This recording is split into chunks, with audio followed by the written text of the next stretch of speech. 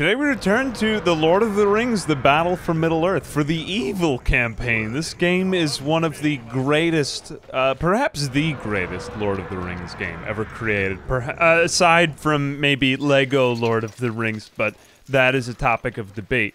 It is a strategy RTS released for PC back in 2004, but yeah, like I said, we're going to be playing as Sauron, Sauron Man, whoever we are, we're bad.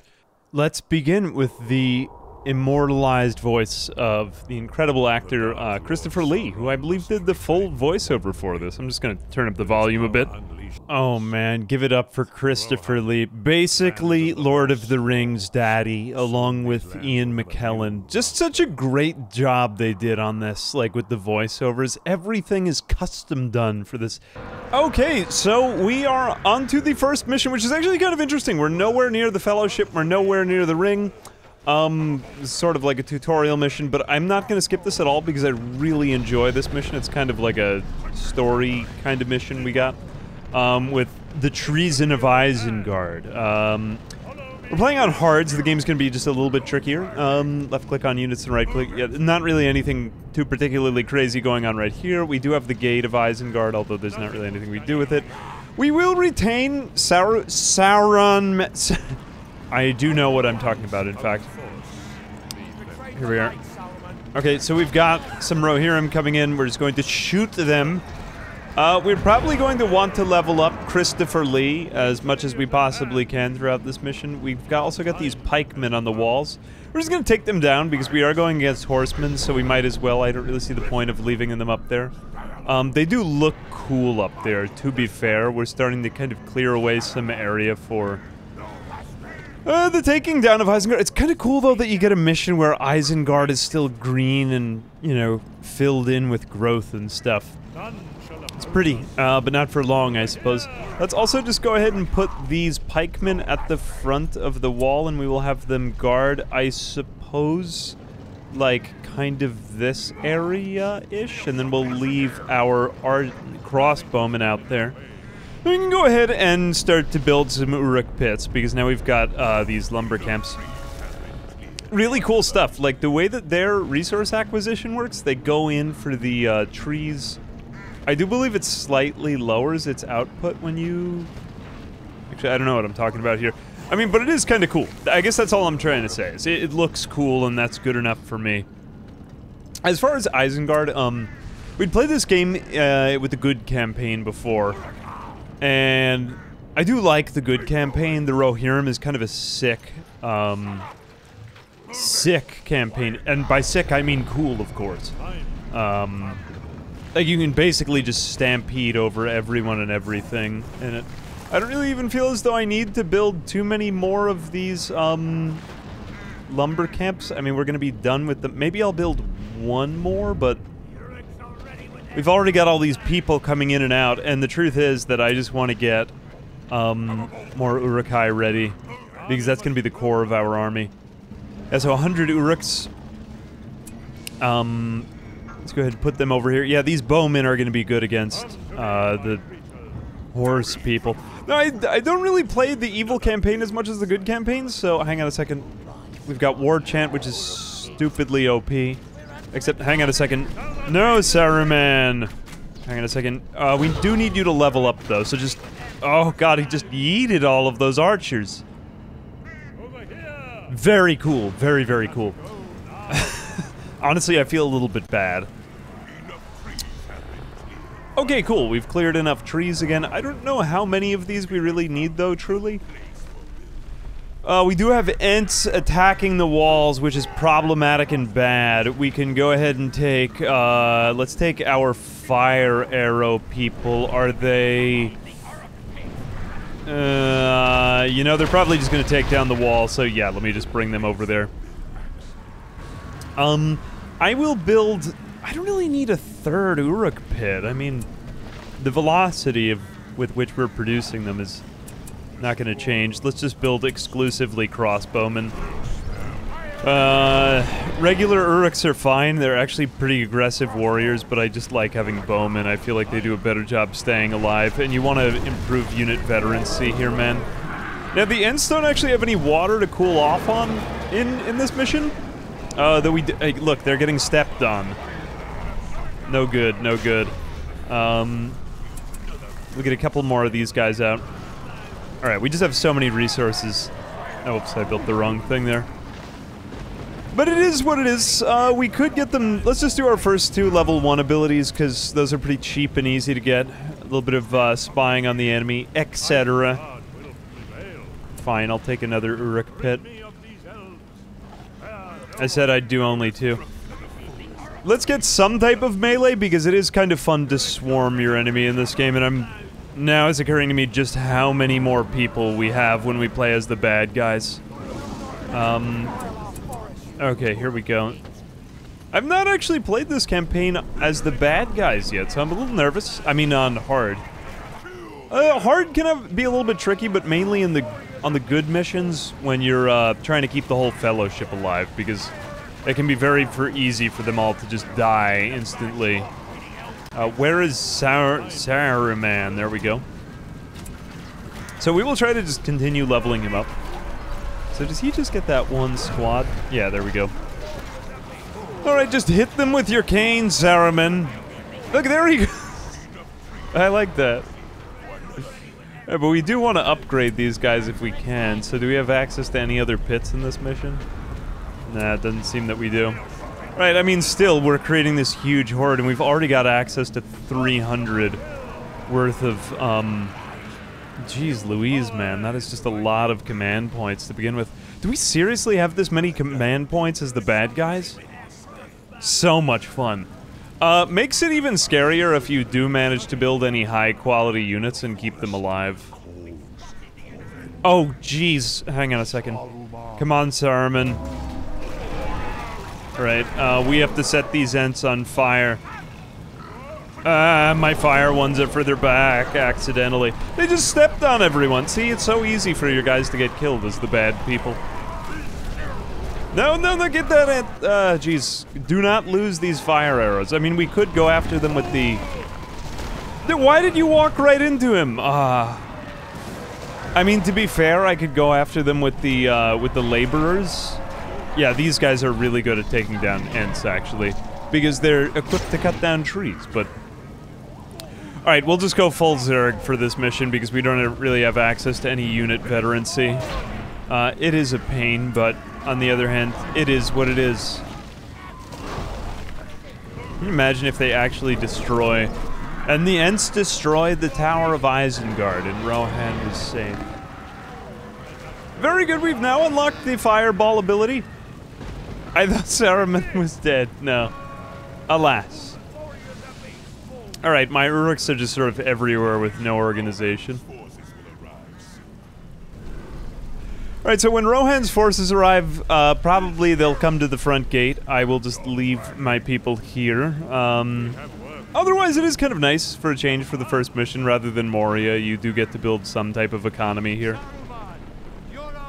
Oh wow, they really do have a lot of guys, although they don't have a base at all. So let's just put our pikemen here. Come on, pikemen. Although hang on a second. Put everyone there. Put Saruman at the front.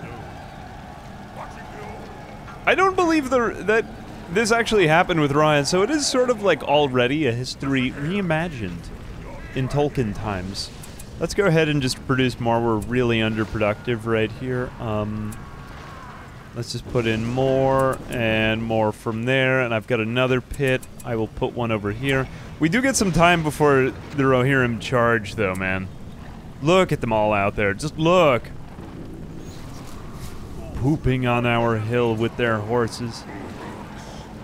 Alright, why don't I just march? I honestly don't know if they charge in this part, so let's just walk up with Saruman. And you know, if he... Does he have to survive? Finish the level with 100 Uruks. No, you know, I think I'm just going to stay inside of my house and watch anime. Here we go. Okay, alright. Fine, very well. At least we can produce up to our capacity very fast. In fact, I will send only one pikeman there. build me an army worthy of Mordor with this one guy. Hey everybody, come on in.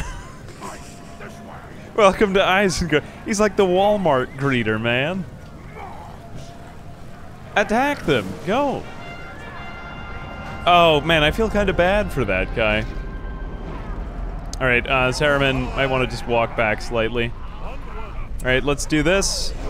Bet you didn't see this one coming. And then we will just explode them. Good. Alright. Oh, man. Baby, that is a great attack. Come on, everyone. Defend Sauron, man. I know what his name is. I swear. Of course I do. Alright, the horses are all over the place now. We do want to get him, temporarily gain control of target enemies. A very cool ability, honestly, that he can just take over some of the Rohirrim. Why is this, like, this easy? I feel as though this Rohirrim chart, we had no units countering the Rohirrim. Maybe I just did such a good job with literally Wizard Blast. It is called Wizard Blast, his attack. Why is this ability called? You'd think it would have like a more technical name. Like Zippity Zop or something like that, you know? No. Wizard Blast. It's goofy. Alright, send out the archers. They're not archers, crossbowmen. And wow, that's the entire first mission, but kind of a cool mission and does give you an army to start with. Based on real events. Very cool. We will go back out to the campaign map from here. Although we do have some veterancy to explain. Ooh, look at that. Isengard defended, and on to Fangorn. Now, we will be going to, so basically, we don't really go along with the Fellowship. Do we have any information on the Fellowship? No, they are just sort of like in the mines of Moria. But they are making their way through there. Soon we will meet up with them. Where is, Amon Hen? AKA Amon, somewhere over here. I want to say here-ish? Somewhere like that? Wait a minute, I think it just had the label over the map. Can't... Oh, there we go. No, Lothlorien is there, so then it's somewhere around here, I want to say? Oh, there it is, yeah. Alright, we won't be having that fight for a little while. That's Lurtz, so that is our other Isengard commander. But right now we have just Saruman kind of terrorizing everyone and just being, problematic. Okay, the quest here is to destroy the Entmoot. And kill Treebeard. So if Saruman had been smart, he would have gone after the Ents and gone into Fangorn, I suppose. That is to say. Where is he himself? So really the true goal of this mission, I see it, or as I see it, is to level up Saruman at least up to rank 5, because that just gives us free experience, which is quite nice. What are our objectives here? So destroy the Entmoot, kill Treebeard. Do we really have any, like... use their bloodthirsty... Oh yeah, you can have them kill each other for experience, like they go crazy on each other. Combine a horde of Uruk-crossmen. Don't actually do that, that's not a good idea, because then you prevent them from, like... I just don't really like that. You can't really separate them out again, and they get stuck upon one another. Alright, so here I come with my fireball attack. How dare you throw rocks at us, man. Look at this. Alright, we somehow got back our fire crossbowman unit. Don't know how that happened. Basically just hide everyone else in the back. Anybody else but Saruman when his ability's on recharge, and then everybody else, and then just send them in later. Just fire arrows the... get out of there, guys. Come on. Just leave. Look, they're falling underneath the Ent. They're just going to be annoying during this mission. Everybody else, though, these guys, they can move up. They can take on the Ents, the Entmoot. Oh, look at you knocking over Saruman. How rude.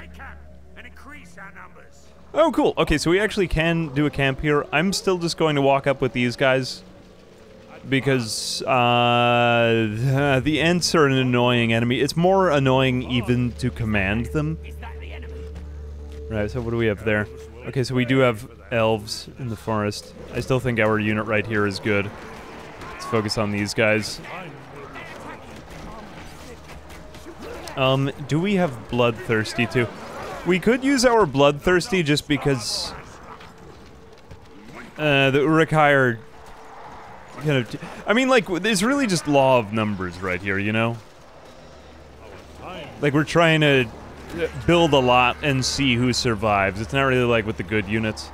Although I guess we could, like, upgrade them all.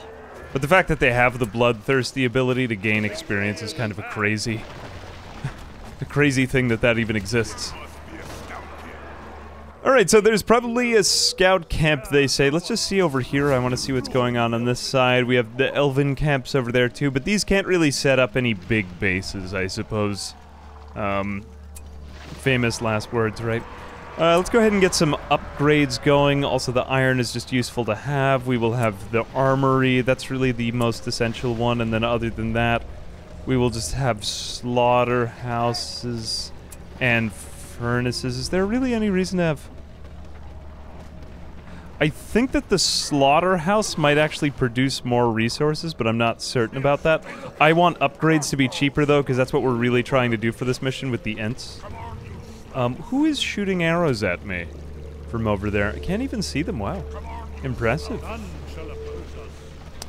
What other things do we need to do? So we need to go over to the elves. There's actually a lot more base setup and economy in the evil campaign. It's more like the actual game than the good campaign, when you're just, like, kind of producing lots of good, playing as the good heroes.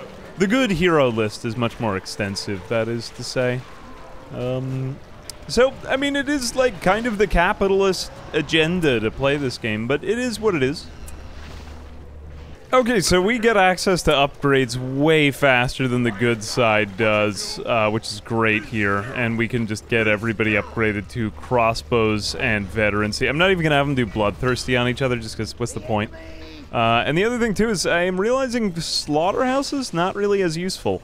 Wargs might be useful in this campaign, although I think that their formation makes them perhaps just a little bit less useful than the Rohirrim. Hang on a second, I am about to lose this unit. Do not all die. Okay, one guy has survived. Go home. Just go home. Be thankful that you survived. Saruman can handle the rest for himself. There's just so many elves in these woods, man. Alright, I'm gonna do a little bit of setup here. It is just some economy, but other than that, Saruman, slaying it, slaying it. Okay, we come to the elven camps. I have done nothing but build crossbowmen among my people. Saruman, holy cow, we've really given them a lot of time to produce the elves. This mission can just be a lot of economy. At first, all of your Uruk-hai are not really as high quality as the enemy units. Perhaps somewhat obviously. I'm just going to kind of let them take attrition here, because... actually, you guys can... I mean, they're just so numerous, though. It's like... there's almost always going to be one guy surviving. So I might as well just leave them. Although you people set these Ents on fire. I mean, we have another base that's like, we're going to lose some guys, but eventually it gets better. There we go. Okay. One. You two, though... if I do spot a unit, I will send them back. Alright, alright, just more micro here, more likely. I will just continue. Okay, we have pretty much taken out the elf camp. I think we might have lost one squad, but I think... yeah, like I said, mostly these squads just have one guy stay alive. It'd be nice to get some armor upgrades later on, but I replaced the... oh, wait a second. I don't know, you were here. They do sometimes launch attacks on your bases here. A little bit annoying, but you know what? We aren't really building any Warg Riders here, so we can just live without those slaughterhouses, and we get another base. That's going to reduce the cost of upgrades even more, which is nice. And then we can get... man, building your economy is so cheap in this game. It's all just about getting the right buildings and the right upgrades. I love that. Just keep the focus on the movement, you know. More furnaces. I think that should be the last one we need. And really, arrow towers aren't going to do anything here. Yeah, I mean, it's fun playing as the bad guys because you just have to be very aggressive all the time. Which is great. Great fun. To just command... it is like basically the Zerg maneuver. Here we go. We can get that. Now we've got the cost of fire arrows down to 600. Normally they were like 1,400 or something crazy. Or no, I think it was 1,000. Yeah, we get 40% off. I'm looking for a deal, man. All right, let's go ahead and put in maybe one more of these. I wouldn't mind just a little bit more in terms of resources. Yeah, we get a discount on buildings too from having so many lumber camps. And are you guys with arrow? No, they are not with arrow. Just get one more with arrow, and then it's on to the last of this. These missions are all just meant for building up your army, though, which is why I'm taking a little bit more time. Ooh, man, we are fighting the Ents, and they are just pooping rocks on us. This is fun. Very fun enemies to fight as Isengard. Not fun to fight Isengard as the Ents. It's just problematic and bad. We will. Ooh. Oh, is that Treebeard? Yeah. Treebeard. Treebeard. I don't know why I called him that. Let's go ahead and see if we can get you guys to survive. We don't really have that same ability. I guess we do have the Tainted Ground ability, which is useful. Although, oh my gosh. Wow, that's really a lot of Ents here. Hang on a second, I think we should just retreat. I don't want to lose that many guys. I do want to retain veterancy. This mission isn't actually about getting this stuff. It's about keeping units and building an army, man. Who cares if we accomplish our objective? Just set them on fire! Set them, yeah, conflagration. Treebeard has been slain, and man, we are really playing as just a lot of, like, dominoes. It feels, yeah, everybody is super easy to take out on our side. I've forgotten how squishy all of the evil units are. I mean, although numerous, you know, in the good campaign you have access to, I want to say, like, 150 command points in the first mission. In this game, it's like, you get 300 from the very first mission, which is double or more. So now this kind of explains a lot of the numery of enemies that we were fighting in the first campaign we were playing is good, but let's just go ahead and set all these Ents on fire, and then run away, because they really do a lot of damage as they go down. They do basically just burn out from here, yeah. Yep, alright, so we'll just leave them and then come back later. Okay, we come to the destruction of the Entmoot, and the only real drawback is that these fire arrows are not as effective as massed melee troops for just taking down structures. Although, you know, if you can target enough of them, I mean, at least these will be good against horsemen, which is really the main enemy we're going to be fighting. We want to get pikemen as soon as possible, too, just because pikemen versus horsemen is just no contest. Maybe wards. I don't think they're as good as the Rohanian cavalry, or maybe not my preferred.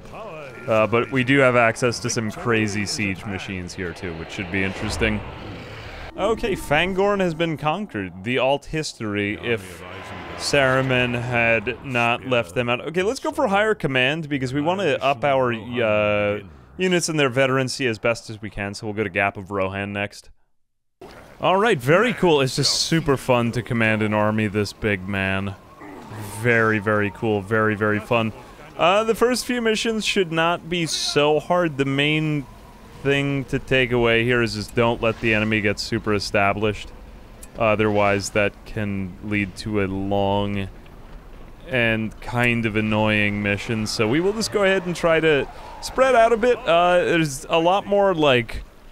I think that the tricky part with evil is the units are just lower quality, but there's so many of them that you can usually just see much of the map at once. So you could use more clicks per minute. But at the same time, too, things are pretty cheap. And, ooh, okay, here we go. Can we just... Yeah, it should be no contest, though. Arrows versus horses, they are weak. So, that is nice. As long as we don't let them get too deep into our forces. We just want to kind of take it slow and send back any unit that is about to die. We're also going to get the Eye of Sauron, just so that we can do a little bit of scouting here and there. Maybe not in this mission. Actually, that kind of stinks that it's on cooldown right away. Otherwise, I would go for resources, but I think I know more or less what I'm doing here. Actually, I don't, but I'm going to just continue going anyway, because it's not that hard. Ooh. Man, it's always that first group. Be good to get some pikemen in here. Yeah, these guys have improved lances as well. But Saruman, honestly, with his, like, betrayal ability, he's getting ranked up pretty fast. Nice. Look at Saruman just hitting innocent people. He never goes out and does his own work. Like, it's kind of funny, just like Saruman chilling with the Urukai. He's just going out there and hitting people. He's like an angry old man in Rohan. Wait a minute, can we wizard blast them? Yeah, wizard blast these people. Though again, sadly, it's like I just had 1 or 2 units of Rohirrim right here, and they just totally took out like most of my archers, right, or crossbowmen right here. Just that's how much better the enemy's armor is than yours. So as soon as we can upgrade that, well, like the better. But do we even have? Oh, we do have access to it. All right. Okay, we've basically come to an end with this mission. I just took some time to basically upgrade everybody in our faction. It's a little bit different from the good strategy, whereas with the good one you can really just make the perfect units and then rush out and then kind of solo the whole level. With evil, it's a lot more moving parts. Like, we have the Eye of Sauron, which grants experience as they go, and that's a little bit trickier. Basically everything in their faction just requires more clicks, but in return for that, you do get a giant army of units, which is very, very fun to command, so there is that. And pretty much every single time we're pinning the good faction into their base and just kind of laying siege to everything that they've got. So really, I'm keeping... Oh god, that guy went flying! Really, we're just laying siege and trying to protect our siege weapons in most of these fights, so... I think for right now, this is a decent start. The first mission, they do go easy on you, but you kind of need time to just get your army ready. And we don't have access to pikemen yet either. So, alright, Rohan is no more, unless if they set up another base out here, but I believe... It looks like that the AI actually is, like, programmed to just not expand in these first couple of missions. And yeah, alright, so... it hasn't even gotten tough yet, but at least we have an army now. Okay, the campaign moves to Amun-Hen. This is a very, like, funny mission. I think we just... Do we recover the ring in this mission? I'm trying to remember. We may very well just get the ring back in this mission. Okay, so more of a story-based mission again this time. We're dealing with the forces of good, but obviously we're not just going to be fighting 9 heroes or 8 or whatever it is. They do have a lot of allies, which is a little annoying, but, you know, this is the start. Anyway, what you can think of it, what are we actually building in this mission? It is really the start of the Lurtz campaign. Lurtz is a made-up character. Yeah, I do believe Lurtz was a made-up character by Peter Jackson. And a very cool one, too, that kind of fit with the theme of the whole... I mean, like, seemingly a believable character. As well as, I believe, Sharku? I want to say Sharku was also made up. The whole incident with the Warg Riders, anyway, is a thing. Okay, yeah, we were just getting slaughtered by elves. This isn't supposed to be a thing, but whatever, okay, I can live with this. So we are going to have 2 separate Isengard forces here. If we want to do one that's just focused on melee, I guess we could do that. Might make a little bit more sense for this mission, because our archers are very squishy and we don't seem to have access to many upgrades, so that could be cool. A pretty small map, too. I like these small maps, but really, this mission, again, is just about building up Lurtz as a leader, I think. Does he have any... Yep, plus 100%. Oh, so he gives damage. He doesn't actually give experience bonus. But pillage is insane. That's like the, Oh, that's like the, what's his name bonus. Basically, just keep Lurtz in the middle of combat at all times. So we'll just try to keep him chugging as we go here. Considering that he does kind of go in as a ranged guy, it might make sense to keep him all with one type of unit. And he is really good on his bow. I'll just go everybody bowman this time. Okay, so we are going to take out... I don't believe that the good heroes, like, are gone for good after this mission when we take them out. But they are pretty, Oh yeah, he just runs away. Okay, so that is how they handle it. In terms of then keeping the narrative, like, linear. I do believe in the end you just have Gandalf, like, holding out in Minas Tirith after the whole Fellowship has just been taken out. Like, oh man. It's kind of like a sad ending, but a goofy ending. Yeah, that's the way it goes. We're supposed to find secret allies in this mission. Oh, cool. So we've actually got troll reinforcements. This could be interesting. My plan is when we play Mordor to just go a troll-only faction, because trolls are very good against a lot of things. Unfortunately, I don't believe we'll be able to use these cave trolls extensively throughout the campaign, so that is too bad. We can't, like, make a major investment in using them, but... Can we pin Legolas? Via arrow here. And Gimli. I guess Legolas won't really make as big a difference. Gimli would be more interesting here. There we go. Aw, he got in his jump attack anyway. Oh well. I probably should have saved my bloodthirsty ability for here, because now we are getting horribly destroyed. Toggle weapon, no. Only how are they this strong? Jeez, man. Alright, okay, I guess I have to build back up my force. Good thing that the cave trolls spawn, man. Okay, run away, alerts. That's no good. Alright, I guess we'll just keep sending in cave trolls. Yeah, no good.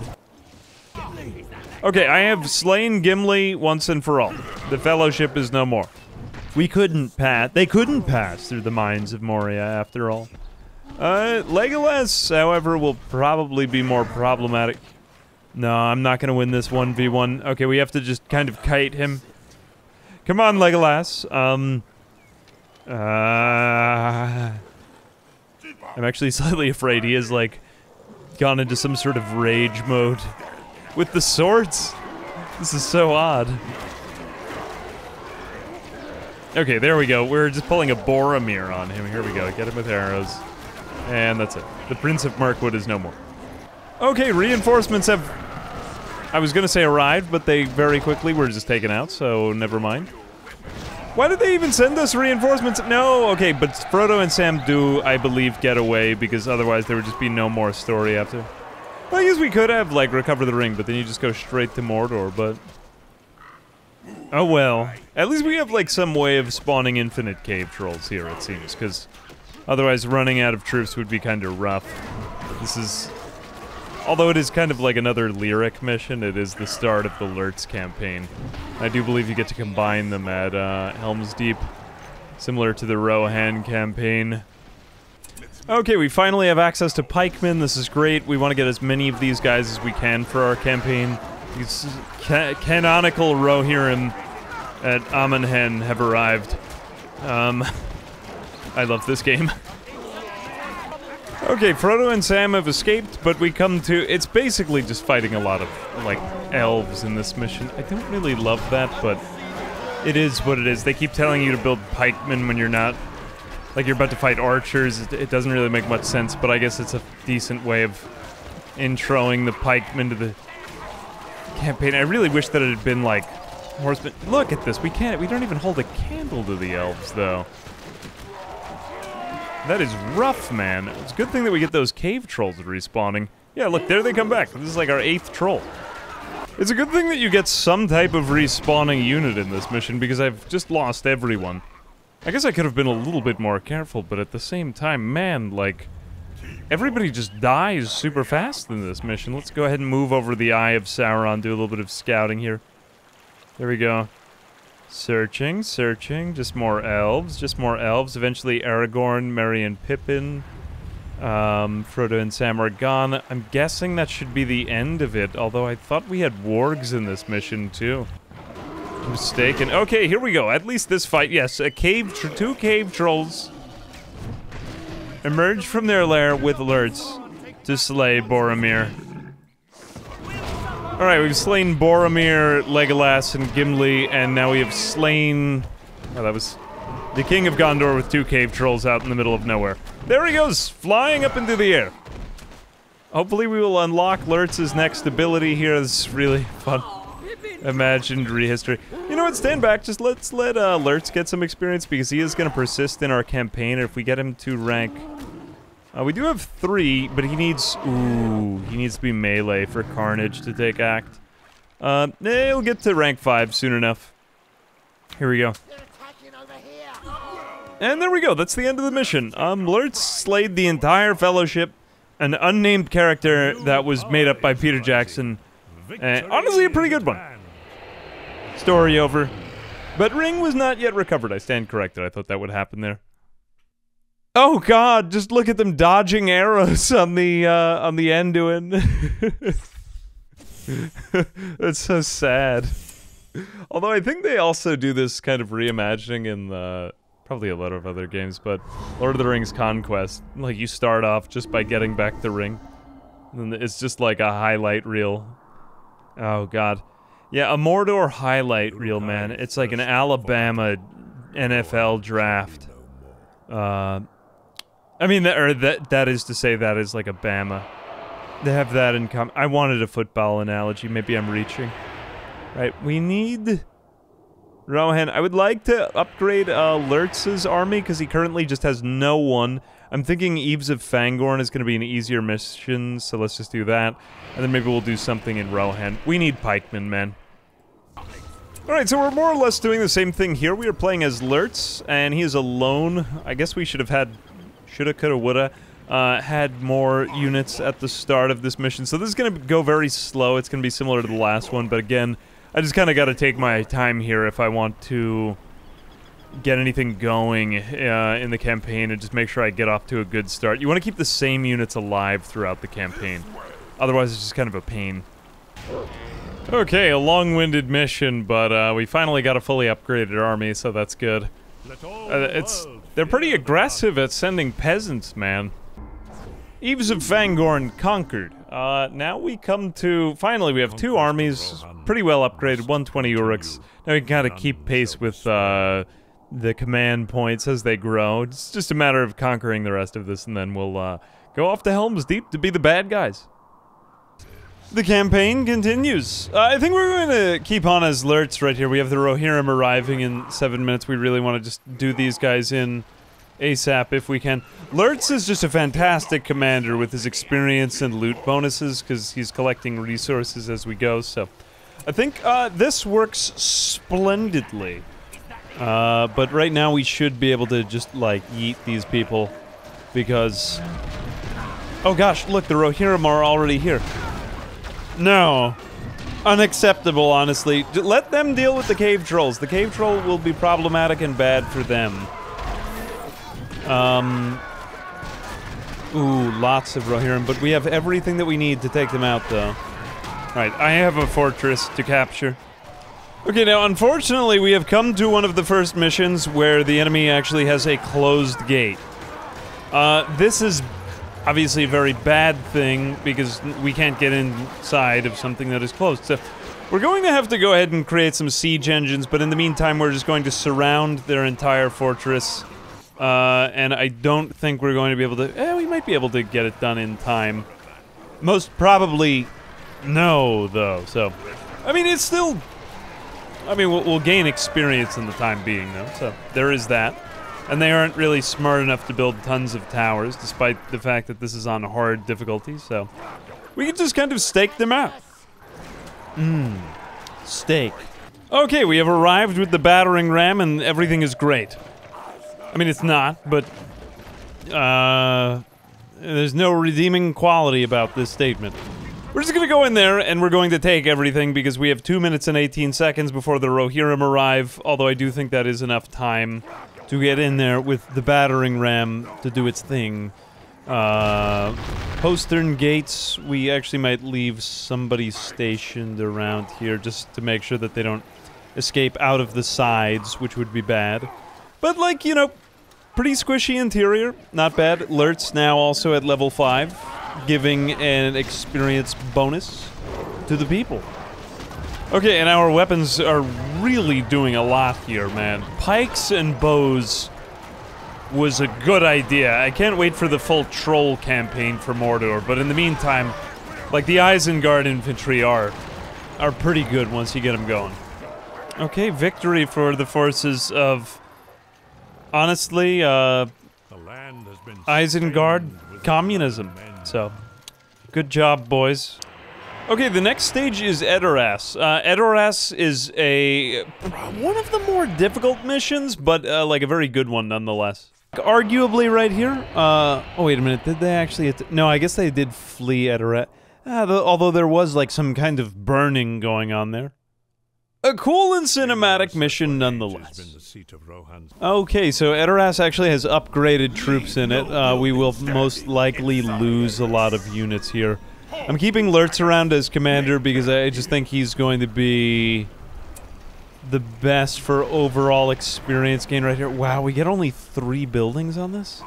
We don't even get any reinforcements from Saruman either. What is the meaning of this? We do have horns sounding, indeed. I do believe we'll get multiple extra camps, though, as time goes on. We should probably build siege, and then just a lot of this crap. And really not even any wargs yet. Nothing of particular interest over here. Though these camps should be pretty easy to take out, honestly, in comparison with the rest of everything. And provide us with a lucrative bonus for when we attack the town, you know. Basically, this area is just going to be very easy to set up in. Although it is giving them resources the longer we keep it out, right? So, pikemen. Would be nice if he got in there. At least we got the upgraded armor, though. Okay, peasants still bearing only tools. Still bearing only tools. Let's get in there, people. The other thing, too, is that these Uruk-hai are very, very offensive. Just, I gotta say, I think that the armor was the best upgrade here. Because between War Chant and the Eye of Sauron, man... I mean, they provided them with a little bit of armor, but nothing like... Look at this, though. Ooh. Man, they just, like, get deleted the second that they walk in there. People attacking from behind. I'm just going to War Chant us anyway. I'm just going to speed up the process. We have to prevent them from getting more and more resources because they still keep the city, and this is a lot of resource acquiring going on out here. I do believe some type of tally is going on the back end for the AI, the artificial intelligence running the game. Okay, we have just finished razing to the ground all of the outer camps. Now we're set up at the front. They do keep sending people out of the... Oh, no, don't do that. That's why, don't do that. I told you, I warned you. Right, okay, now we do have 2 camps, though, and that's particularly bananas. They should be unable to get out mostly through any of these gates and stuff.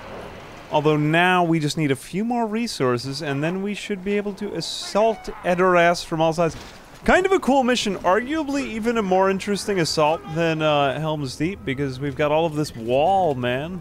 All of this undefended wall out here. Look at that. Alright, we're just about ready to assault Edoras now. We've got the everything just about ready, aside from the main gate. We're just pretty much swarming the walls. I guess we'll go into a battle chant right here and then just put the eye on our guys. That always seems to just do the trick on them.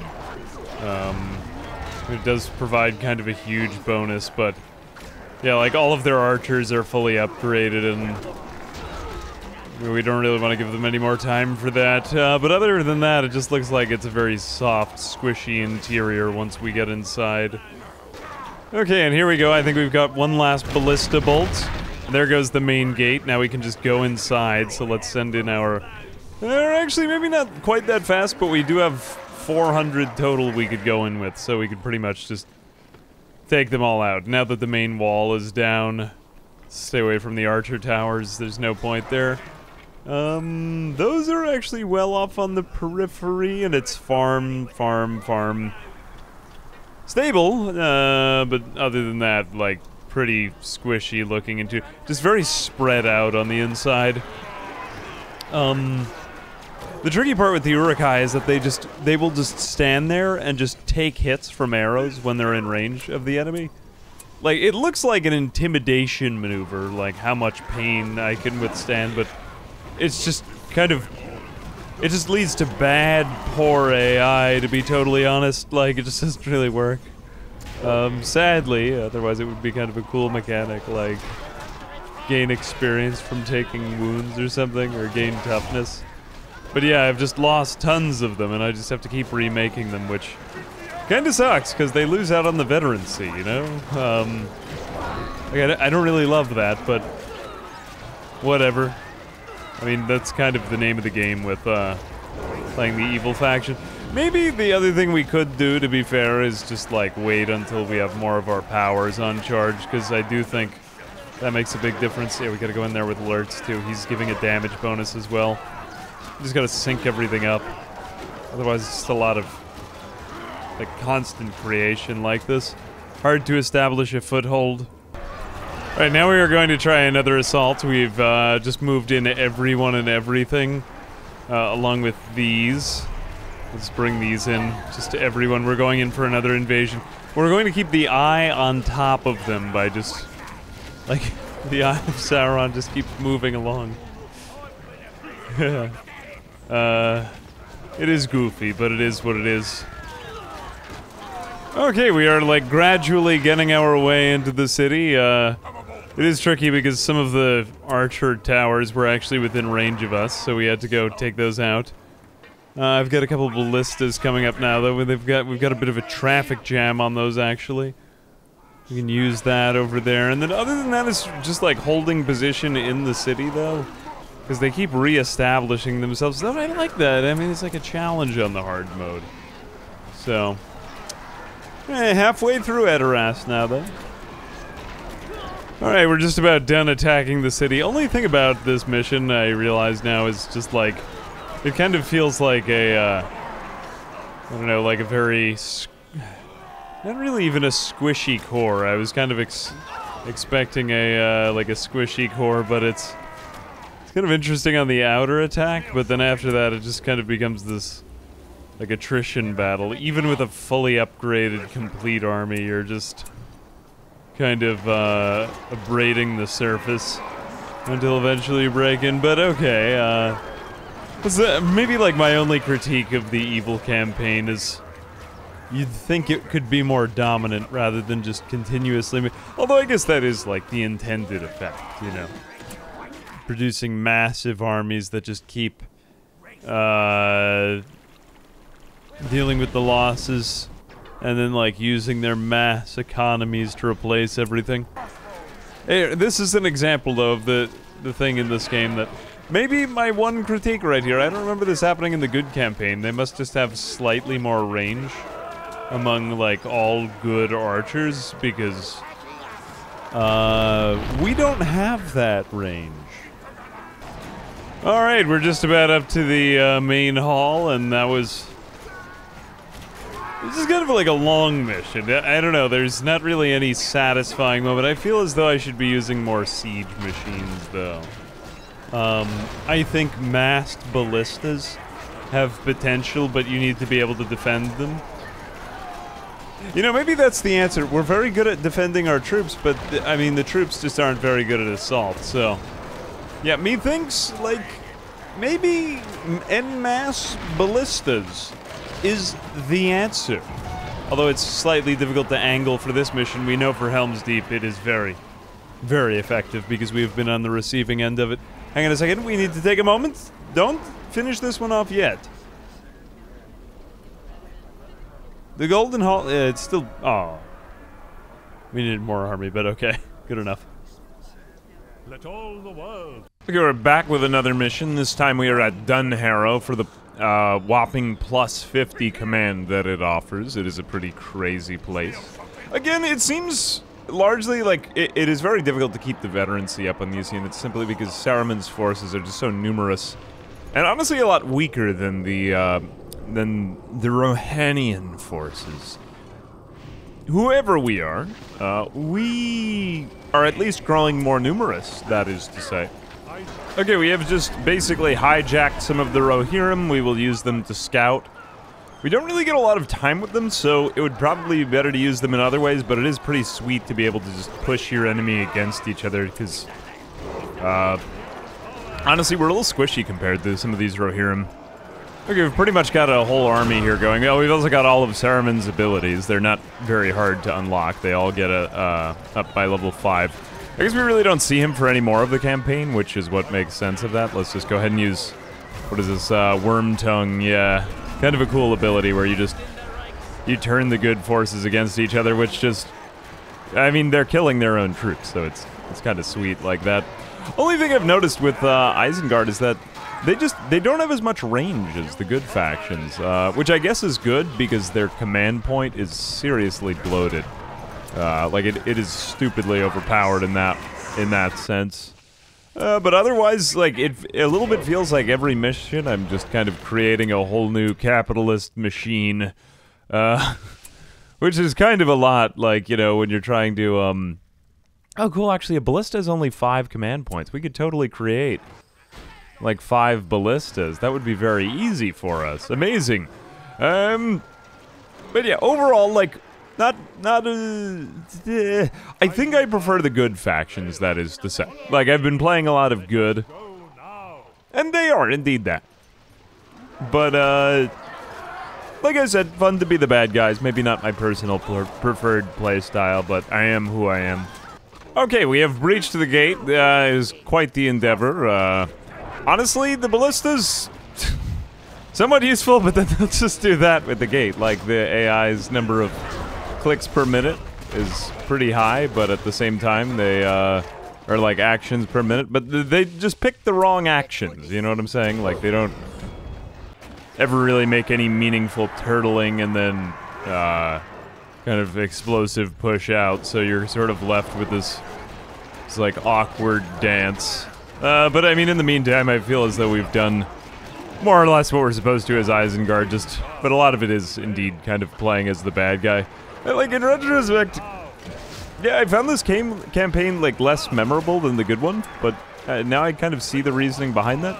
Although, I mean, to be fair, I guess I could have spent a little bit more effort trying to keep some of these troops alive. And I do think it's supposed to happen in controlled bursts, where you, like, use the eye and have all of their commanders by them, but, yeah, anyway, I guess maybe not my preferred play style. But also, I mean, this mission is supposed to be challenging, and the fact that we are now in their camp and we've done it, it is what it is. But let's just go ahead and... hang on a second, I need to summon you to my will, or whatever the hell it is. Perfect rendition. Alright, let's, you know, all that said, the one positive that will come out of this is we will be at 500 command point limit, which is just insane. But now I get it. It's just such low quality troops on this side, which is why it'll be interesting to play as Mordor, because they do have a troll, which is actually quite good. Okay, we've taken out their last base. Dun Harrow, plus 50 command. Now 500 command points. On to the Westfold, to the next battle here. Okay, our entire army, at least spawning, is now pretty much enough to cover the entire map. So, stand justified in that. Let's just have Lurtz hang out with them, but we kind of need Lurtz. It's just that the whole army is too big for Lurtz to provide his bonuses to them from here on out. Like, don't get me wrong, he's got good bonuses, but at the same time, it's just like, what am I supposed to do with them when there's this many troops around, so they can't benefit from it the same way that Eomer does with his horsemen? There is that to consider. Although the fun part of these missions, once you've really amassed a giant group of Uruk-hai, is that you can basically just go in, like, kind of like the movies, and just pillage all of the Rohanian lands. I don't even know if it's Rohanian. At first they said it in jest, but now I realize it probably is Rohanian. People of Rohan? Yeah, I mean, I'll go with Rohanian. The Rohanians' way of life is no more. Although they also start off with some pretty decent armies themselves. But just look at how they walk over us like we're water. Like, we really don't put up much of a fight, and then this type of thing where we just aren't in range is tricky. Okay, but here we go. This should just be a small enemy base here. Here they come. Okay, now bonus, bonus, bonus. And do we have anything to unlock? No, I mean, why didn't I not unlock this? I mean, I don't really need more resources. I need more troop quality is the truth. Like, we have more than enough resources all the time when we're playing as Isengard, but what we're missing out on is just that kind of survivability. I think it fits with the theme, but I think Mordor will get a little bit better. I've seen some of their units put up a fight. But I mean, also, too, it could just be replacing trolls over and over and over again. Maybe Haradrim, Mumakil. There's a lot of opportunities there. Isengard, I do just enjoy thematically, but I think Mordor has way more unit variety in that sense. Although we did get access to some pretty bomb siege engines, so I'm not one to complain. Okay, we are through the gate at last, and a good time will be had by all when we get in there. Although this is... Where are we at now? This is very nice job, Isengard. They don't really do that much damage to the siege machines with these arrows, which is fortunate. There's just all these balancing. I mean, the game's pretty well balanced, just different play styles. Who am I kidding? Just get in there, gang. Okay, we have slain the day, and I think that's about it before Helm's Deep. We move on to the greatest battle of our time. I'm thinking, honestly, Lurtz is a bit of a better commander, but Saruman is a bit more, like, cinematic, but we'll probably just have both of them for the fight. I'll go in with the weaker one first, so that we have the big, better reinforcements later on. Alright, Helm's Deep. We have a heroic statue and a fountain in the front, so they do mean business here. We're coming literally with Saruman. Survivors of Fangorn and Rohan reinforcements will arrive, but then eventually we'll get our own reinforcements too, which is a little bit trickier here. We just want to get economy up ASAP, because there is quite a lot to be done here. Do we have another camp as well? It seems we do have some more. Oh yeah, we do have one more in here. So this is just a big economy game, and then preparing for the reinforcements too. Fangorn is... tricky here, though. Alright, I'm just gonna get some bases set up. Alright, oddly enough, they've just charged out of Helm's Deep. I really don't think it's a good idea to go rushing in there. So I've just sort of sat inside and done nothing, has been my strategy. It seems to be working, just because our economy is so much better than theirs, right? It's like the capitalist victory, I don't know what else to say. I guess we'll prepare for Fangorn. I'm really more worried about the reinforcements, though. And then I guess we'll go into their base. Probably just ignore the deeping wall, too. Or, I mean, they do have bases out there, but... it's really just a matter of what is most convenient to attack. We just need ballistas. Okay, so Saruman seems to be the most useful unit in this fight, because he can just yeet people into the sky. Just having Saruman walk up to the gate at Helm's Deep and just, like, fighting people in Rohan. Ooh, we could also do this. Actually, go over here and see if we can speechcraft, like, I don't know, these archers from within to just cause the enemy to turn against themselves. And now bring them back there, and then Saruman, try not to die. I love this! Betrayal at Helm's Deep. This is such a unique storyline, like double agents. I think Gimli will jump off of the wall if we go over there. Should be interesting. Will he do it? I think that's a scripted event. No, I guess we didn't get within range. He's just going to be pelted with arrows. Oh no, we did get him to come down. Okay, yes, he has jumped. He has jumped down to the ground. Indeed. Saruman. Wherefore art thou, Saruman? Let's see if we can just take out Gimli. And then we'll go ahead and bump up the production on all these facilities and just go straight in with ballistas on everything. Other than that, it's really just a matter of preparing for the arrival of Fangorn and the Rohirrim. I'm just leaving people on this side. Porcupine formation is actually a really good formation, I believe. Probably should have used that before. Yeah, that is a sick one. Oh no, Saruman has been trapped inside of Helm's Deep and slain within. Whatever will I do? Other than reincarnate him. Aragorn, though... We got Gimli, now Aragorn's going down. He's probably not long for this world. Yep. Fun alt history. Okay, at least we're taking out the heroes, one by one. Okay, we are finally making it beyond the gate. We've walked the ballistas directly up to the front gate. This is amazing in so many ways. Unfortunately, it's very easy for them to destroy the... Oh, Theoden is very weak, though. Don't send out Theoden. Okay, take down this other statue. They just have a lot of bonuses in here, although... Maybe able to get to the keep before Fangorn really arrives or anyone else like that. Most of their farms, unfortunately, I believe are... Actually, their farms are kind of non-existent. I guess it's really just the troops that are in there. I mean, it's going okay. It's going okay. Alright, yeah, we have about a minute 20 until Fangorn arrives. Well, you know, we took down the gate. Took down a couple of other things. We didn't really get much done inside, though, to be totally honest with you. I'm just gonna wait for Fangorn, because this is an awkward battle, because you're waiting around for the good guys to come. And just... That's no good, you know? Like, you want to feel good about your economy and the way everything else is going, so... We'll see if we can attempt to do this. Then we'll take out Rohan and the Ents here. Set them on fire, the Ents, that is. And then after that...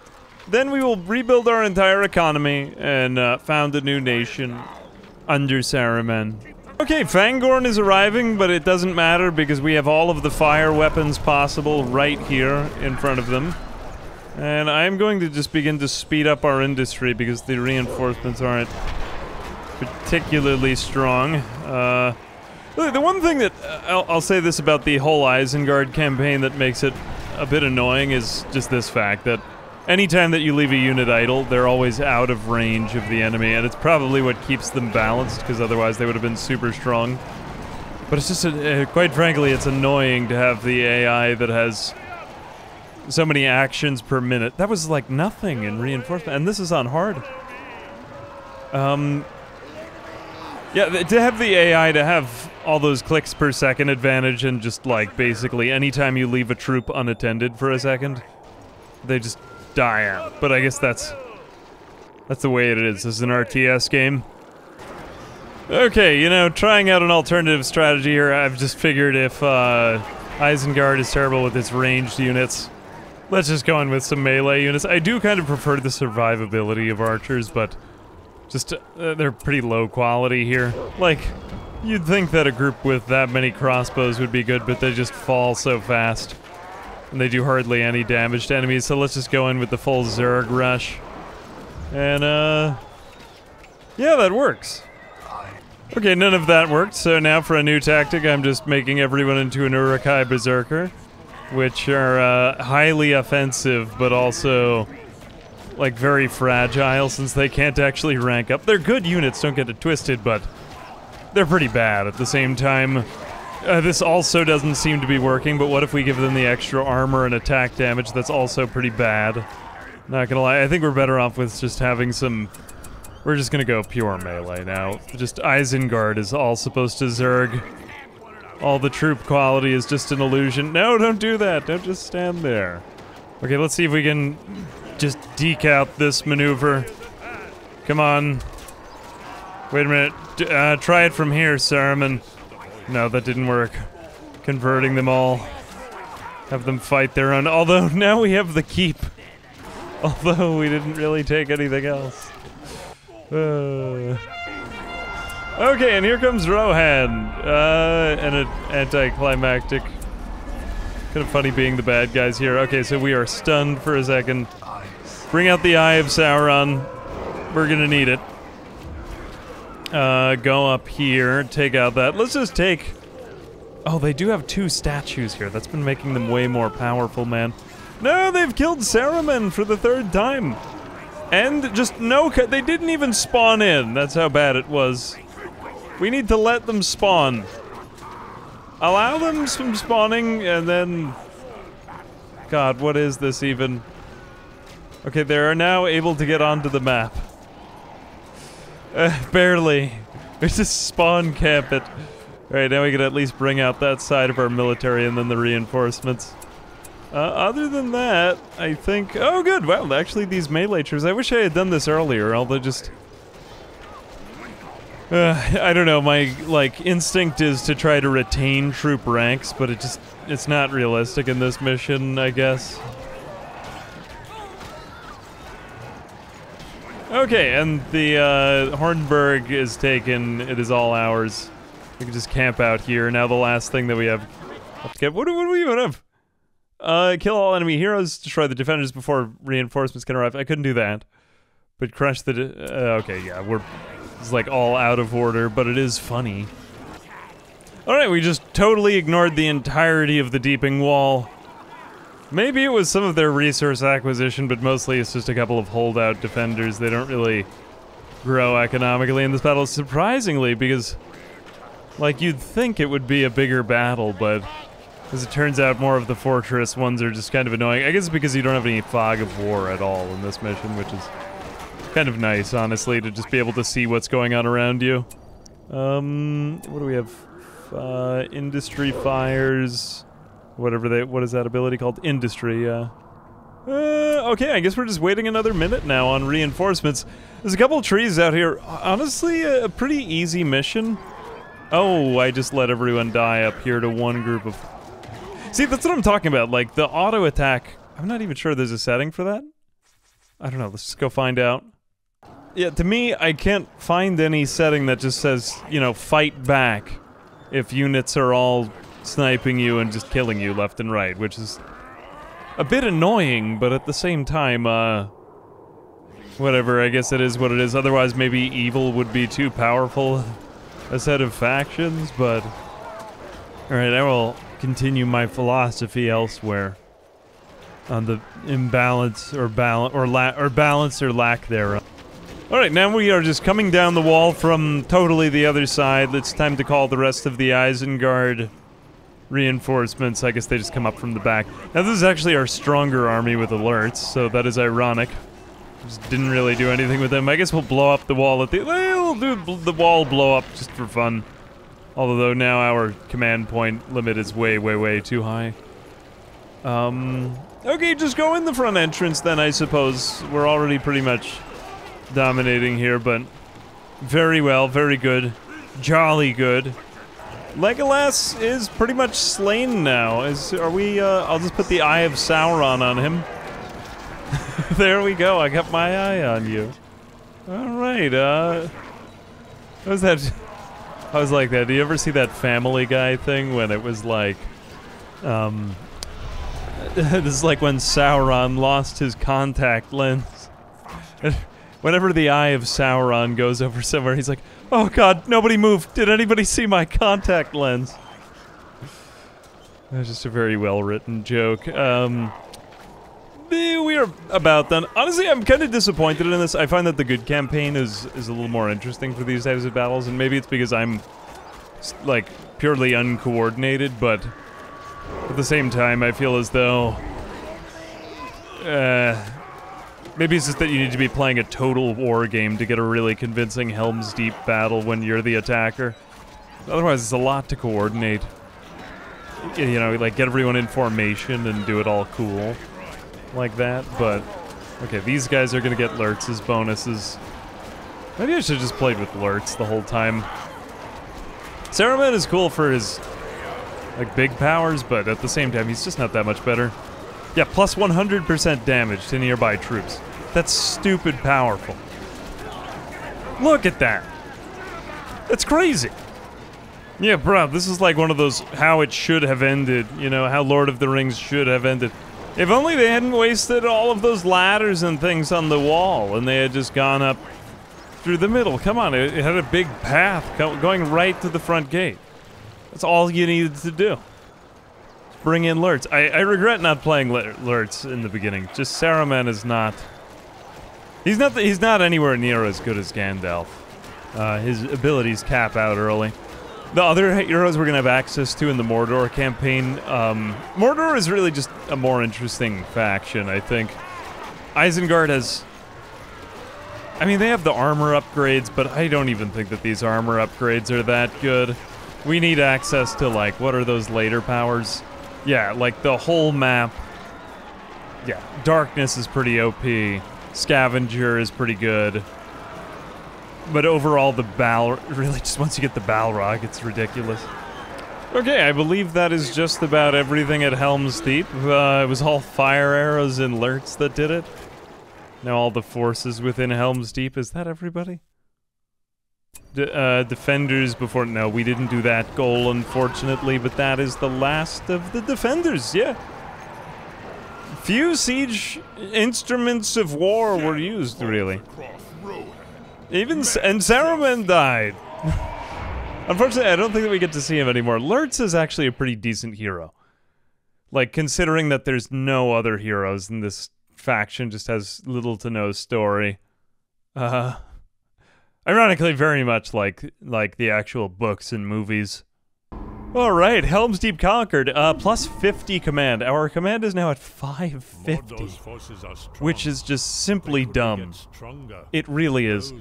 Anyway, we've got a Harad mission here. We've got a couple of these narrative Harad missions, but Mordor is a crazy faction to play as because you have so many options. You could just mass orcs, orc archers. Those are pretty low quality troops, though.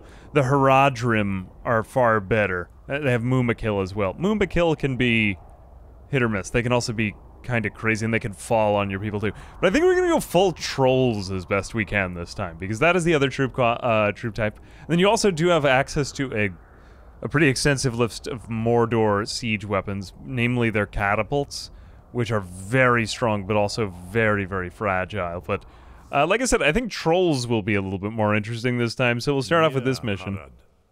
Alright, so the first mission here, we are recruiting the Hadrim. So we either need to recruit them, or we need to teeth them. So this is an interesting mission. We are like Mordor, coming in here, bribing and taking over some of the Haradrim lands. I don't actually know how this works canonically. This is a cool mission, though. I forgot that this one even existed, but it brings in this whole other mechanic of, like, teeth. I love this. This is just what noblemen do. They just carry around giant gold sacks of treasure with them wherever they go.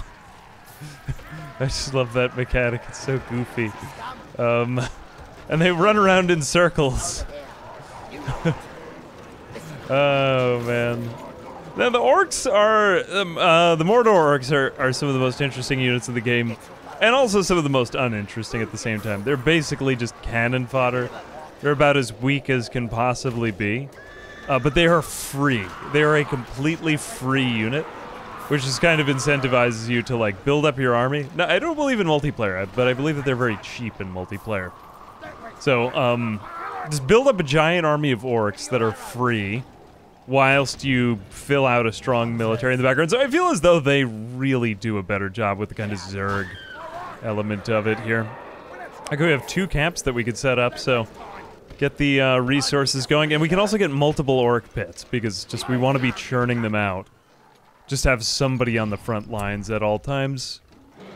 If we have 1 and 2, okay, yeah, sending tribute would be ideal. Or they are hostile to us, though, before we get in there with them, so let's go ahead and... tribute card, how much is that? 10,000, that's really expensive. Okay, we need to get going on resources right away, so Mordor is simpler, too. So let's go straight in like that. And then hopefully we can just win the faction over, because it would be nice to have an extra base already built. Alright, I forgot how much fun Mordor is to play, because it's mostly just setting like rally points for wherever the action is happening, and just auto-click on all of the orc hordes. I'm gonna get tired of the line, "Ah, a new horde of orcs." There it goes again. It happens every 3 seconds. In the meantime, we will create 1 thing of tribute, and then we will start to build up our troll armies. And we will send you in here. Will you actually destroy my tribute cart? Hopefully not. I hope that's not a thing. Otherwise, I could give you more armor on your way in. They actually don't seem to hate me. Okay, good. Sweet, they're cool with it. No, don't. There we go. Okay, now they're mine. And they've sworn, whatever it is, they're ours now. And we have a crap load of Haradrim. Jeez, man. So if we caused a Haradrim civil war, that is so many free troops. That's so cool. Bruh, we have like Zerg amounts of Haradrim. They were going hard at it before we came in there. I mean, I could just tribute. That would be fine. We might even be able to get over the command limit with just pure Haradrim, and then next mission we focus on trolls. I'm willing to take it, just because this is such a goofy number of Haradrim, and if we keep going to every other camp, we might be able to get up to like 700 command worth of Haradrim. Okay, just as the next purple faction is getting ready, we are sending out our next tribute cart. And I didn't even think they've been producing that many troops. Maybe the game is like trying to prevent me from getting an army that's too big. No, they also aren't shooting it. Let them through for the modest price of 10,000 gold. And we have 935 command points. This is so much more interesting than, oh god. We're going to have like 1,500 CP worth of units. That's so stupid and awesome. Okay, there was just a big pile of treasure up here for no reason. Let's see if this actually translates mission to mission. This would be goofy and silly, but yeah. Let's go up here and... Only downside is we don't really get any closer to our other powers, but... Come on, man. Look at the size of this army, and that's not even the whole thing. There's also a whole other faction's worth of troops up there. Cool, letting us through. Do you forsake your king? And 935, let's see what this number changes to. 1,235 command points. Now all I need is a select all units command. Alright, Near Harad conquered, and another 50 command, not that it makes a big difference. I do believe that we actually get to keep all of those units, too. Yeah, look at that. 9 Mumakil, 150 orcs, 280 evil men. I enjoy that moniker. Evil men. I'm an evil man. You know, I am. I feel the evil in me. I have it. It's around. I'm comfortable with it now. 2 power, okay, not bad. Here with my neckbeard homies. Okay, we come to the mission in southern Athelion with an army that is far too large to describe. I'm not even sure they're all going to render in. We're going to take up half the map. It would be nice if we could keep these men for a mission where it counts a bit more, but I think we're probably just going to go about the mission objectives. Most of them are just useless orcs. And actually, no, most of them are Haradrim, which is crazy, to be fair, but... Okay, and we are being ambushed immediately already. We should be okay here, but yeah, as you can see, Haradrim warriors, good, but they're also, like, they're kind of glass cannon-y, you know what I'm saying? So, really, ultimately, I guess we'll probably just end up undertaking what I had originally envisioned in the first place here. I mean, look, we're already down from, what were we at? Wait, are we still... We are still getting reinforcements. They're still spawning in. And we also have a bunch that just got stuck on this cliffside here, because there were far too many. I do think we're getting closer to that command limit we were looking at, though. So let's go ahead and... We will create... We're gonna go just about entirely for trolls. So I think we're building slaughterhouses here. And that's going to discount the trolls. Then we send you people over here. And then we will just basically move on to them. Can we board the Mumakil? Mumakil boarding is a bit of a risky business. We could try to keep these ones alive, but I think I would rather just go troll hunting. That just seems more interesting. Having all one unit that is fast and stompy, there's just something very fun about it. We got another one of these Mumakil over here. Let's just bring over one of the experienced squads onto its back. There we go, nice. All right, so we are suffering more or less from the same problem as we had with Isengard, where, you know, troops are like sort of, kind of maybe like ranged, but really you're better off just treating everyone like melee units because it just won't work out. It just won't. Nothing ever works out, to be fair. Oh, we do have the, is it the charge attack? As the Mumakil actually have a charge attack, which is kind of funny. They can just kind of like, go into the enemy here. It's a little bit faster. Did they actually stop them? Okay, yeah, so we do have like a cavalry charge kind of thing going on, and that is kind of effective. But, god, we've just wound ourselves up in the Gondorian camp, and that is no good, obviously. We need to evacuate, get out of the Mumakil, escape, and then it does things like this, where it just poops on everyone, which is no good, obviously. Alright, I mean, honestly, the lack of an attack move in this game is really kind of killing me. I mean, we don't even have any controls to speak of. That is problematic. Yeah, it would be nice to have that, unless if it's in the written in the literal manual. I have to go check. Okay, I am paging. Here's the sound of the manual. You can hear it. There is no information. I have the limited 90-day warranty. Oh, I hope there's enough time I could send it back. There's no attack move button written.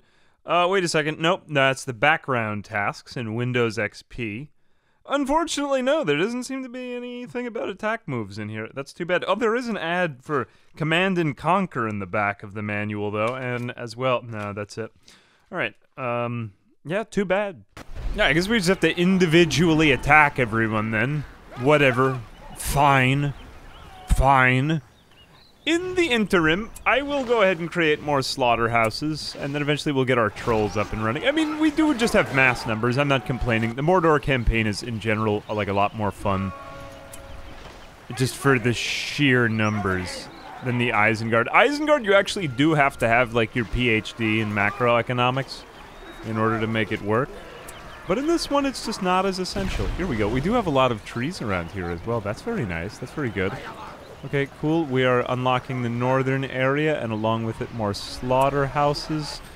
Now, it's troll time, baby. Wu-Tang troll time. Let's go ahead and... let's just make only trolls. We won't even make any orcs, or maybe we will. We'll fill out the rest of our ranks with orcs for a little while. And then we'll switch over entirely to trolls. As funds permit. Trolls are nice. We don't have to upgrade them, and eventually when they become Mordor trolls, they get the armor. They just naturally kind of upgrade, I believe. It's been a while since I last really mained these units. What do we have here? Cost of upgrades and siege weapons. Wow. Amazing.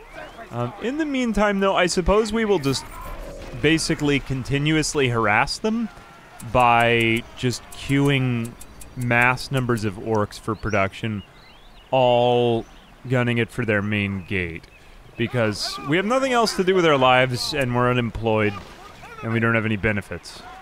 And here we go, off into the lands of Ithilien. We will go over here. Cool, charge into these people, and then can you guys get into this tower? It is get-intoable. Very nice. You guys sit over here at your mom's house, and we will go over here to there, and then we will create more. A new horde of orcs. Yes, very nice. Trolls are so multifunctional, though, man. You know? All right. The first of the trolls. You will be...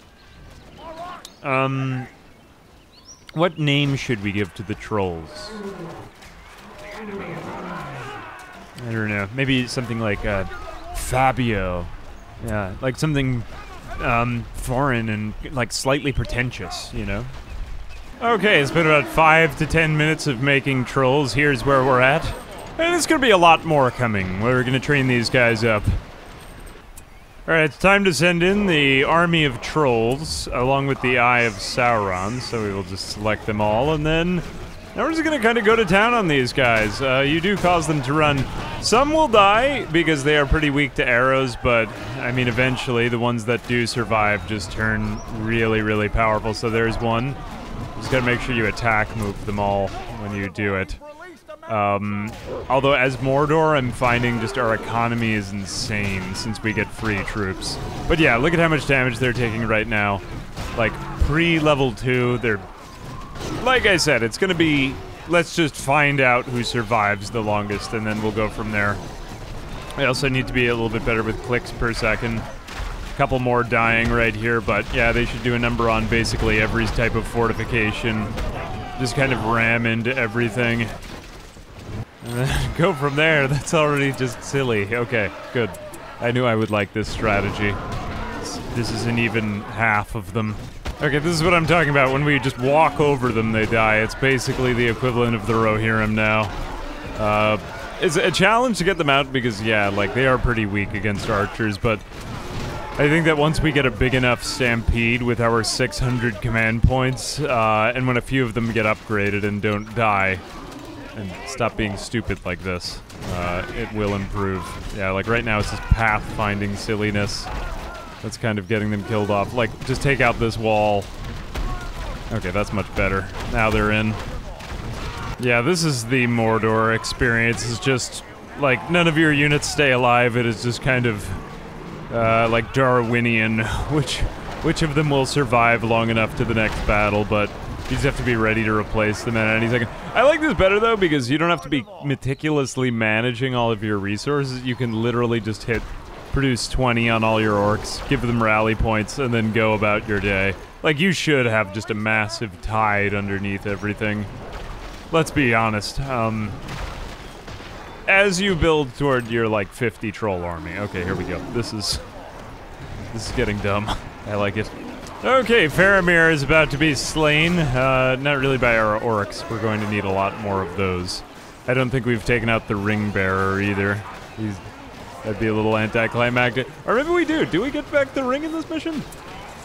Not 100% sure, but orcs can take on the rest of it. I really just want to focus on promoting the trolls. But just look at this. Like, even surrounded by orcs, they're just so weak. I'm going to need to put the Eye of Sauron on him in order to do anything to this man's health bar. But let's gather up the trolls just so we can see how many we did get. And the Forbidden Pool is no more. This is a slightly awkward ending because, like, one unit can hit it at a time. Oh god, that was brutal. The land has been stained. I don't feel like we really changed. I mean, we slightly changed the geography there, but... Alright, and we've got about 20 trolls. We're gonna buff up those numbers. Those are amateur numbers, man. Okay, we've got another Mordor run here. We've got only melee orcs. I mean, I can't even command them all at once. There's just too many. It is very fun. I forgot how much fun it is to play Mordor just because of how limitless free really means. You don't really get a lot at the beginning of these missions, but slaughterhouses do make trolls cheaper. I will build again, maybe even 2 orc pits, because I think that's been useful. But yeah, we'll just do one of these, and then... Man, it really makes you want to zoom out more, you know? Right, time to locate the Gondorians, and then just spam them with trolls. Okay, fortunately we are going against cavalry this time, which is the perfect matchup for trolls. I forgot about this matchup. This is like a dream come true for us. Our orcs will be terrible against them, but the rest of this fight, if this is the main foe, should be fun. Okay, they do have a lot of archers, though, man. Look at that. That is crazy. Oh, this is so cool and epic in the honest sense of the term. An overused term, but this is truly cool. Maybe I'll just go with cool. Okay, we've finally got our first level 2 troll. This is great. Ooh, this is gonna be really bad, though. He's probably gonna die right here. But we just need to run them through these archers, because this is like the bane of our existence. This is the worst possible thing that we can walk into. Let's give them extra armor, destroy the trees, and we just lost all of our trolls again, but our enemies start off with really strong troops, so that is... Again, that is just... pretty annoying about the evil campaign is you can't really get invested in units. I find I do tend to get invested in 1 or 2 squads, just, like, excited that they might survive, and then it all backfires, so you're just... Playing again is kind of an all-consuming tide, but... Again, it is the bad guys, and it's fun to be the bad guys. Alright, this is a tricky one because at the start of just about every single one of these missions, your enemy just starts off with a bunch of high veterancy troops out of nowhere. Like, for no reason. They just kind of will face plant into your base if you don't do anything, so I'm just going to kind of productively use these towers, but it's like, just the archer spam is very real right here, so we're just going to kind of make our way into them and then just, now run, don't walk. There we go, rebuild those, and then... I just wish that they wouldn't keep staring at people when they were, like, shooting directly at them. Don't do that, man. Okay, I mean, like, see this? Like, great units, but they just kind of yeet them into you, and there's nothing. So you lose all of your trolls, although now we unlock troll drummers, so hopefully that will cause greater excitement among the peoples. This is at rank 1. I think it's time to maybe get rid of this one, and then we replace that with a troll. Aw, we didn't get them all. Whatever. Alright, we finally are getting our troll spam up and running. Only tricky part is getting the drummer trolls to stay with the regular trolls. And also, that just kind of slows down the regular trolls, which is no good. And then, they don't really even get the bonus when they get there, so that is problematic, but, I don't know, that is to say, like, all of this has sort of been a journey back into... This side of the campaign is a lot less heavy on narrative and a lot more on mechanics. The evil campaign, it is fun, but it's sort of like... It just in sort of like a, oh, that's interesting kind of way. I'm kind of missing the, like, narrative love that's given to the, good side of the campaign. I mean, I do like the idea of playing as the bad guys, although I think it's been a while, I have to remember here, but I do feel like it was executed a bit better in the second one, just because they had more heroes, I want to say. Like, not as many as the good side, again. It is what it is. But, yeah, I do believe that is a thing.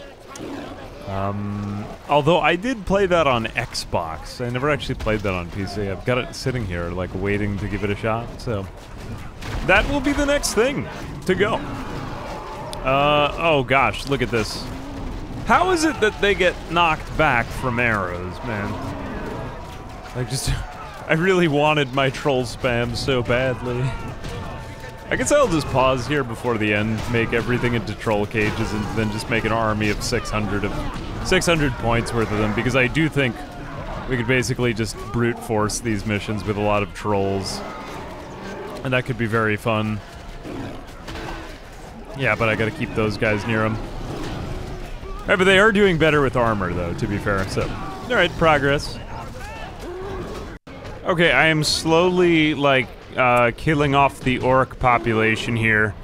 Making them all use bloodthirsty on each other, and I've created a massive army of almost exclusively trolls, just... I'm assuming that they will all probably die to arrows, but I need to know the answer to certain questions if I want to get done with this campaign. So let's see what happens when we just have all trolls. Go, my people! Take down their base! Although, having to throw your shoulder into it is a bit of a pain. They do have some abilities, though, that might make them able to stay alive longer. We shall see. Go, my trolls! Go! Should we even set up a base, or should we just try to run in?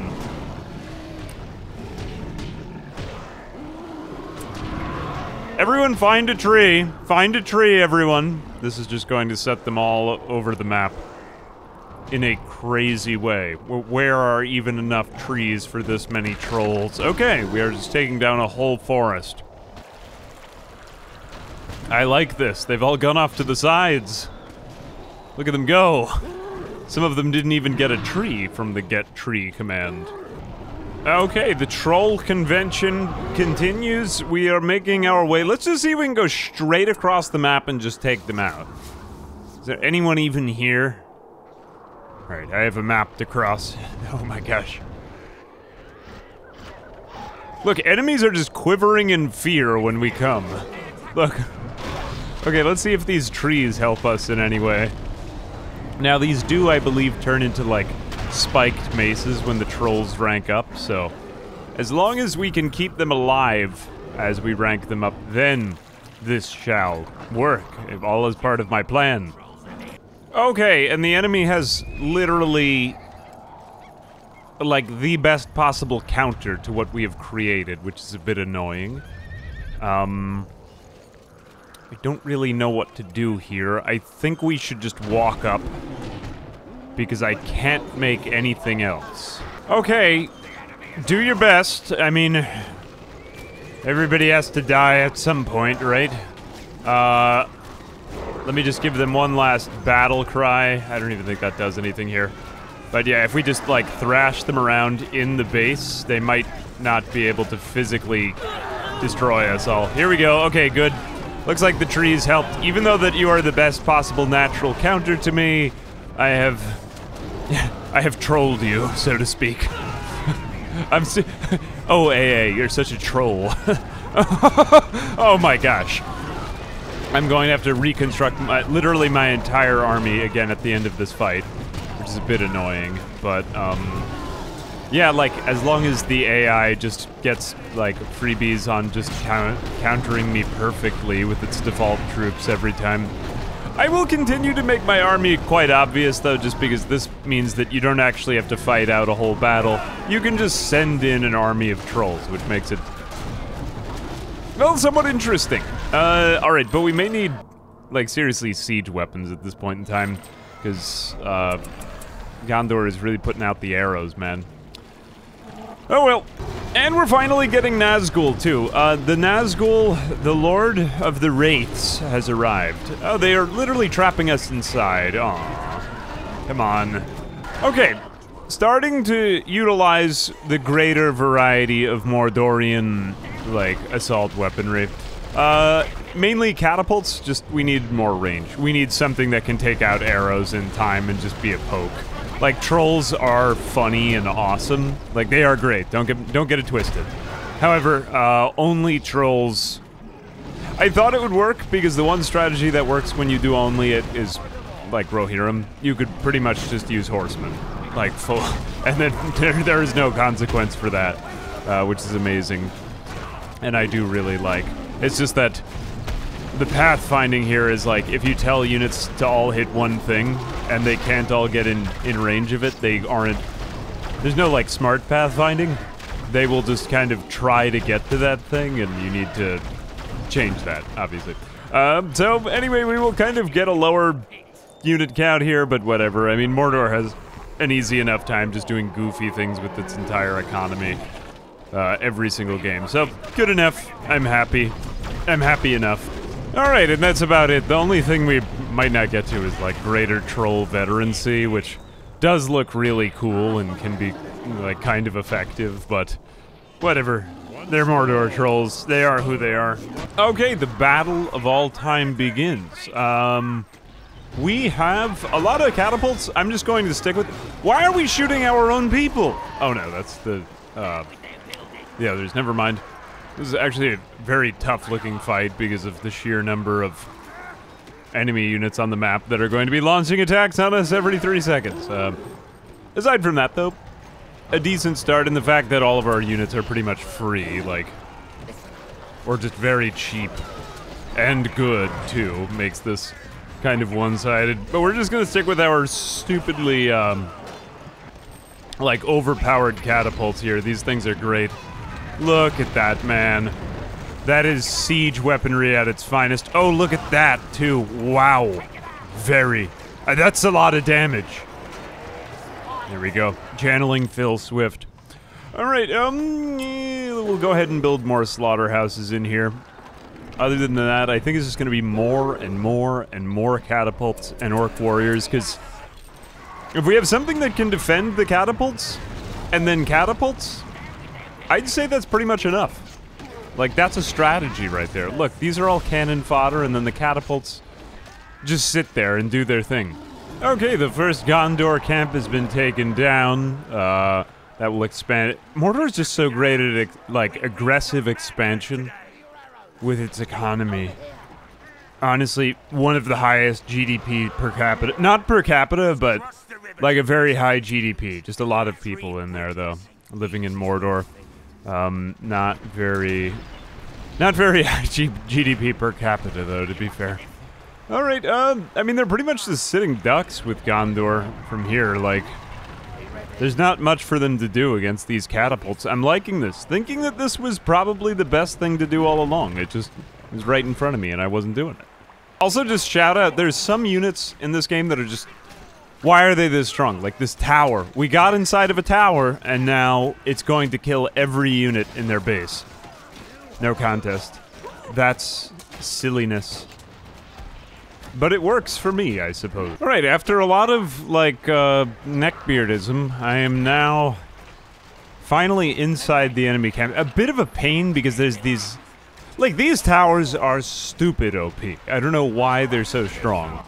But they made them that way, and that's the way it is. So, it's hard to get over the bridge, but once you are finally over the bridge, then it means that you can go about the normal assault. What is that? That sounds like a good horn. Definitely not one of our horns. Too, like, blue and true, you know? Okay, we're gonna be out here. This is more or less identical to the good-sided map, just kind of the opposite way. Although, just, I wish I had something that was more, like, kind of spammy. I enjoy spamming one unit. It's a good time. Although, not working with Mordor at all. Like, at all. So, we're just kind of stuck as we are, and now we're being sent 6-star cavalry. Okay, now, I have no counter. I fold. Where is the option for that? Alright, you know, like, through enough sitting in my room and watching anime, I have finally reached total, apotheosis and enlightenment. Now we have a pretty well-balanced army, and, like, we're able to get into their base. All the Mordor units, I guess what I should have said is just use them all in conjunction, like a normal boy. Here I am with my totally tradcon, or now I'm just trying to, like, put out any type of Gen Z words. But it is what it is. We are now better off than we were before, and, oh gosh, not for very long, though. Just, they don't seem to... Their trebuchets are fairly weak. I think these things are pretty terrible. So, Wu-Tang.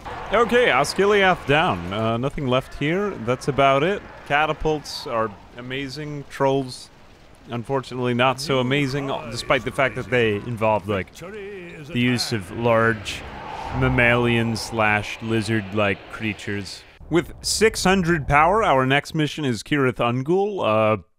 This is just a stupid amount of units now. Okay, the first mission where we actually get Smeagol as one of our heroes. He's not really that good, he's just more of a scout, so...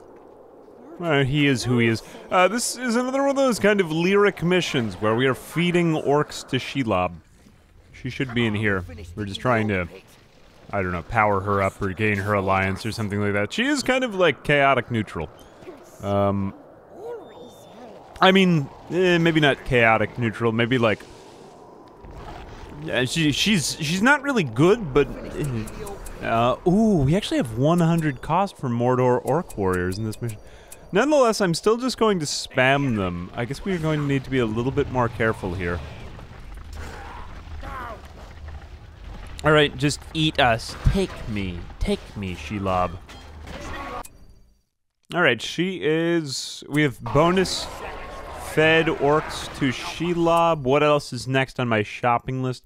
Free 10 Uruks. Really? We have to... She's been... like, tying up both Uruks and these people? Alright, I guess this is more or less just the same mission for bad as well as good. Oh, it looks like they got her. Oh, wait, no, we... Oh, we control Shelob. Never mind. I take it back. Alright, we will just take our Uruks back. This should be pretty easy. Okay, Gollum actually getting some cannon right here. Gollum rallied the Uruk. This is not so far off, because Gollum was treacherous here. However, this mission makes me a little uncomfortable. I mean, but you know, I gotta get back that wedding ring. He stole my ring. You know, how dare he? Actually, kind of funny, though, that Bilbo... Oh, you could have gotten... Imagine Bilbo as a character in this. Just somebody like alt histories. Okay, I'm all right with the alt history. I take it back. I like it. I do believe this is the mission where we get back the ring, though. And then at the end of that, we then attack Minas Tirith, and then that's the last mission, and then the world of men is destroyed. With Rohan already gone, like, whoops, they won't come to... Oh no, I do think they might still send somebody in that next mission to make it annoying and problematic for us, but it won't be easy. It won't be easy. Alright, actually a pretty easy mission. You have limited troops. I was kind of... I had my... I was gonna say my hands in my mouth. I had my heart in my mouth. I had my hands in my heart. But, feeling okay about this now. I think it's just Shelob. Only thing is that, you know, with the good campaign, I felt as though there were so many more things to say, man. So many, lines to quote. Although with the evil campaign, there's not really as much to say. Like, it is goofy, don't get me wrong. But it does... A lot of it is just kind of a battle of attrition, because there aren't as many tactics to use. It's sort of like... Every level is kind of like Zerg. I remembered this campaign because of the weird alt history moments, but I guess those were really the most memorable moment to me. That is to say, though, I am pretty bad at RTS games. Like, I played this game a lot as a kid because I was not good at... And I did not play it on multiplayer online. Like, don't get it twisted. That would have been too much for me. I did have a phase where I really try-harded at RTS games online, like would play against God knows who. And it reminds me mostly of this, oh no, Smeagol is dead. It doesn't really matter, he didn't really have anything to do with this after all. But, man, this is just such an easy one. Why is this such an easy mission? I feel like it should be more of a challenge. I mean, but it is Shelob's lair. It's not like Gondor's lair, man. Right, we just have such a surfeit of troops here. Very nice, though. Good to just have one where we're dominant for the first time. Alright, we've finally cleared out the caves. Although they are cavernous and large and confusing, Shelob is actually quite a good hero. She is like one-shotting everybody back here. I'm just gonna go ahead, Eye of Sauron mode right here. And who knows how this happens. One thing I will say is Battle for Middle-earth 2 had a way better version of Shelob, or it was, I can't remember, I think it was like Shelob or the, or just spiders in general. They could crawl over walls, and it's really neat. In this mission, it's a little bit limited in comparison, but I guess they got ideas. And Frodo was canonically defended by the men of Gondor until the end in the... Oh my gosh, there are quite a lot of them back here. Look at this. Okay, though we've located them, we can at least just make a beeline for them now. We looked everywhere for you. Alright, it looks like this is about the last of the Gondorian troops over here. We've also got a couple of other Uruk-hai berserkers that we located. Just from, with the Isengard branding on, nothing to scoff at. I guess they were sent over. But, let's go ahead now. Really, the thing with all of the evil factions is that they depend so heavily on, like, momentary buffs. So you really need to focus on the ebb and the flow, like this. Eye of Sauron, Tainted Ground, and War Chant. And that's basically as good as having armor on for us. Okay, let's have Shelob do it. I think this would have been interesting. If Sam had accompanied Frodo in the alt history line, then what would have happened? Shelob just walks up to Sam, and oh my gosh, I've just taken away a third of his hit point bar, and 2, and... No, don't get distracted, Shelob. Don't get so easily distracted. Alright, 3. There we go. Alright, now take Frodo. Samwise Gamgee was slain by a giant spider in a cave in Mordor. The end. Right, and Frodo, who was totally fine because Sam came with him. And then he abandoned... Okay, that's it. Very nice. Very nice job by the giant spider. Okay, so then we do have the ring back, and now we're going to take everything. You know... It would have been interesting in the alt history line if you could have played as, like, the physical form of Sauron.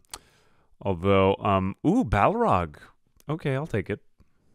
Although, yeah, on that note, I mean, I know that the movies, like, don't show... This is what I had actually been looking up. I don't remember from the books. This was just, like, from a lot of Googling. But... Oh, do we have a couple more? Okay, so we do have a couple more before, Minas Tirith. But yeah, like, Sauron isn't actually not physical. He's just kind of sitting in the Tower of Barad-dûr, you know? Like, he's just kind of watching anime in his room for most of the book versions of Lord of the Rings. He's not, like...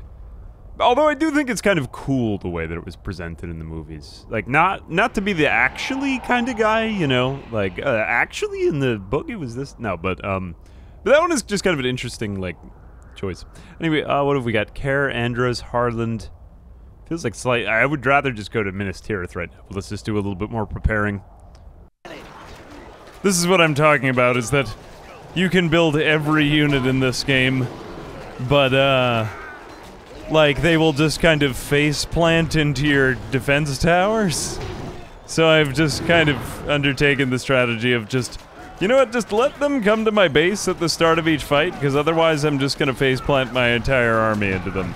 Have everyone gather up trees, have a great time in the background, and then later on, once they've killed their own entire army and all their experienced units, then I am willing to go out to meet them, but not until that moment. Yeah, we just have no counter against the Gondorian Rangers. I mean, I guess we could build catapults, which we kind of do, but for the most part, it's just sort of like wait for them to face plant against our towers and then go in with... I mean, I'm not going to put... My trolls will all immediately die if I put them against them, so it's like this. Tricky. I don't know what to do here. Alright, I think that the only answer to this is just pure Zerg. With as many buffs as I can get. We've kind of sustained it. The Mordor economy is, like, kind of an oxymoron. So there is that, but they do have a command point limit. It just seems like that theirs is higher than mine was when I was playing the good campaign, so now I've created, not 1, not 2, not 3, but 4 orc spawn pits. Have basically no economy. We'll just depend on economy from outer things. Probably go back out here. And then, yeah, we are just going to put our entire base to producing, like, an entire squad every minute. In fact, maybe I'll just get rid of this one. I just have another spawn pit, so we're producing, like, 100 CP per minute of just really low troop quality, but whatever, it's something. If we had a rally attack... do we have a rally attack? Nah, I don't think we have that. Oh well, then we're just stuck with what we've got. Anyway, each mission is like a new strategy that works, but it's something. Okay, we are through the wall. Man, that took a long time. I think the only answer with Mordor is just pure orc spam, but make sure that everybody gets banners. It's nameless, man. It's like a communist... Yeah, it's like a communist strategy. This is the only way... That's the only thing it could be. I mean, we are red. What else would it be? Alright, I think that the true secret to Mordor is just tons of catapults in the background and just millions of orcs. I've probably thrown tens of thousands of them at them now. Just nothing is very good. Everything that Gondor creates is a counter to whatever you do. Like, any type of arrow or any type of... like, even medium, decently good, or even not that good infantry is basically a counter. So it's just keep distracting them with a huge army which never runs out and you can produce for free. Which, I mean, like, you know, on paper is actually pretty good. Improve the speed of production. Why do I feel like why do I sound like I'm Marxist or something right now? The means of... give the workers the means of production. Wherever we are right now. And then once that's done, then you just poke them from afar with something strong like the catapult, and that's about it. Sadly, not really much room for trolls here, at least as I figured out, but... it works. Okay, we come to Minas Tirith, the ultimate battle. So now we have the ring back, and we are going to destroy the world of men. Very exciting. Very exciting. Alright, this building is a this level is the greatest siege in all of Lord of the Rings. I mean, personally, I kind of prefer Helm's Deep. I think it was cooler. Like, smaller scale, but just very theatrical and immersive. But this is quite a cool one nonetheless, and it is good to be the forces of darkness today. We will go in with whom? We don't really have any... Do we have any arrival of, like, Aragorn? I guess he never really got the Army of the Dead because we... I guess we slayed him at Helm's Deep, yeah. We, took them all out. The only thing we have left is we're going to be summoning the Balrog in this fight to take over the city, which is going to be kind of awesome. I think the strategy here remains just use our 25,000 resources to basically just continuously make waves of orcs again that just wash on the walls, and then while they're distracted, we just go in with our catapults. Siege towers could work, but I just think it's going to overcomplicate it. Alright, let's use the Nazgul to take out, really just anything. Anything on the walls that's ranged. In particular... Maybe we're gonna go after, like, their archery areas first.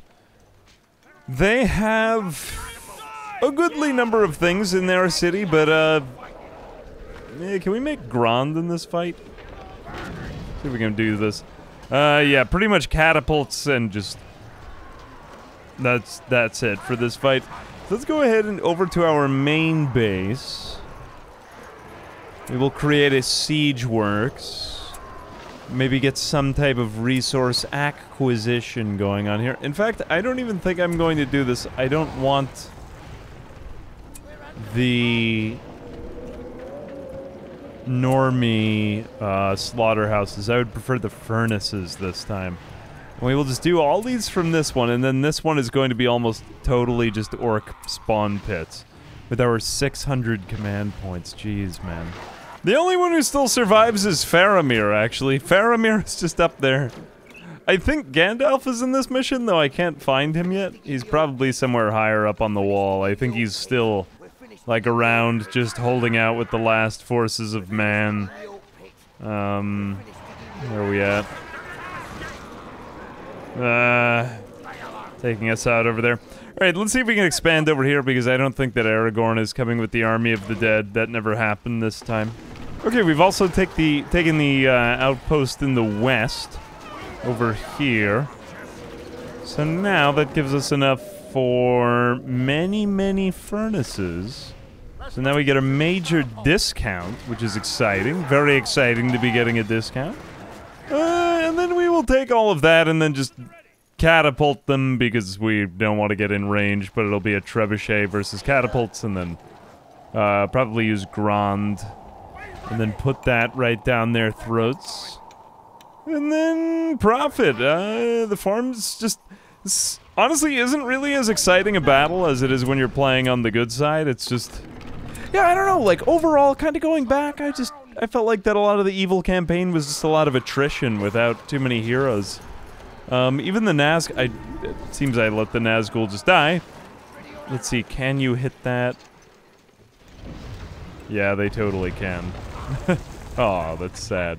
Okay, they do ride out to meet you with all these level 10 cavalry, which is kind of crazy, but it's just, like, so meager, their forces, you know? Not even, like, in evil villain laughter, is it really? There's something about keeping the named characters, I think, in the campaign. I do believe Battle for Middle-earth 2 is like a prequel. Like, it takes place in the earlier times, so... I don't know if it'll really be... I feel as though I'll probably just end up playing as the good guys again. Although Saruman and Lurtz were kind of interesting. I did like having Saruman on my side. I think... like, you know, every Lord of the Rings game just needs more Gimli moments, really. John Rhys Davies moments. But unfortunately, you know, those are not to be had. But we do have the fantastic narration of Christopher Lee, honestly, which has been a great great thing to have throughout this campaign. Here we go. Alright, ooh, look at those cats. Just destroy every single segment of wall. That's... just the utter carelessness with the catapults is very enjoyable. Shoot Gandalf with a catapult! Sorry, Sir Ian McKellen. Ooh, and he is rank 10. That is unfortunate. I mean, a very cool Gandalf. Like, a totally self-actualized Gandalf. That is unfortunate, because the way we are killing... This is so, like, anticlimactic. He deserves better. He's just sitting on Shadowfax next to Faramir. Faramir's like, do something. It's just such a flex on Sauron. All I can do is comment on the AI's bizarre behaviors. Alright, I have created a siege tower, because what else was I gonna do? Okay, let's prepare every orc in existence for this as a distraction. I mean, I just have too many troops. Seriously, that's the main problem with Mordor. It's just, yeah, I've fallen and I can't get up, you know? I don't know what to do with all these people. What does one do with this many? Alright, everybody get in there. I haven't really done too much to this thing yet, so... Can we get up? Yep, alright, in we go. Please? No. Never mind. Yes, finally, we can get in, but not very much more than that, because they just take it down with their trebuchets. We will give ourselves better armor here. Yeah, that doesn't last very long. Okay, it's time to build Grond, if that doesn't work out. There go the Witch King and the Nazgul. That's somewhat useful, although they will probably perish to arrows as we slowly tick them down. Just feels odd to fight this battle without any good reinforcements coming. Like, nope, we already took them all out. Alright, and at last we have Grond, the legendary siege weapon. Which honestly looks kind of more like an antique work of art than... Whoa, what was happening there? This is kind of cool that they went to make that animation. Yeah, this... Hopefully will. Otherwise, we're going to have to make it again. Oh no, Rohan does arrive in 2.5 minutes. That's problematic and bad. We'll just lose them in a sea of orcs, though. I don't see what else they'll do. Let's just make sure we have arrow towers. That's all that happens here. Alright, we'll probably get Aragorn coming from Dunharrow, too, in the Paths of the Dead in that case. Okay, here comes Grond. Open wide. Let's see what one whack does. Alright, about a quarter of the gate's damage. It does have really good health, so I'm fine with that. The Nazgul are Nazguling. Very nice. Actually, I should have made better use of the Nazgul here. Like, they can be very, very effective in this fight. Although just the archers are a pain. Let's use them to take out the trebuchets. That would be good, probably, because it takes them a while to put these things back together. And they're already fine again. Alright, never mind. We'll just take out this one. Then the Witch King. We can keep reproducing them for 0, though. Okay, and we're in. Everything is fine. Bring in Grond and just put it on top of the wall as a flex. Otherwise... Okay, now we just send in a... Yeah, they can't actually rebuild that gate, I'm pretty certain. So, now we just set our spawn point, like, indoor. And then we just kind of wait for the battle to end, because... I mean, how are they realistically going to survive against an endless tide of orcs? Alright, Rohan has arrived to do, hopefully, nothing, most probably. I think they are coming in over... Oh no, they come in from the other side, they come in from the north. That is a lot of people. Holy cow, that might actually be problematic. Because we are so far not really that organized. It's so cool when the AI plays any of the parts because it looks so sweet, but whenever we do anything it just looks bad and disorganized. I think it worked out as the good campaign because it was like defenders, but or anything involving cavalry was simple, but yeah.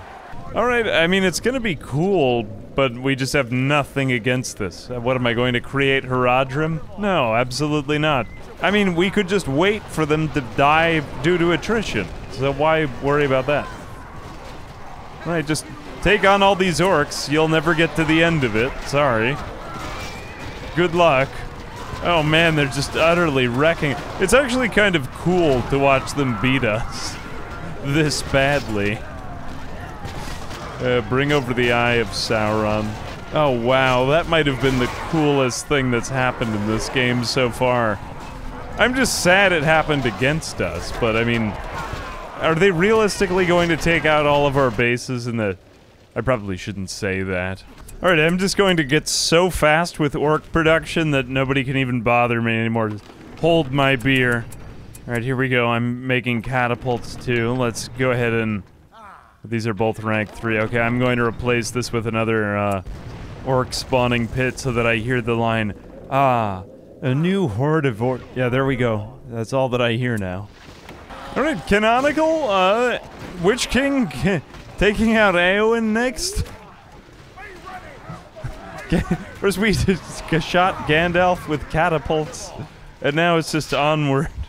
Okay, Eowyn is no more. I have slain her with the Witch King.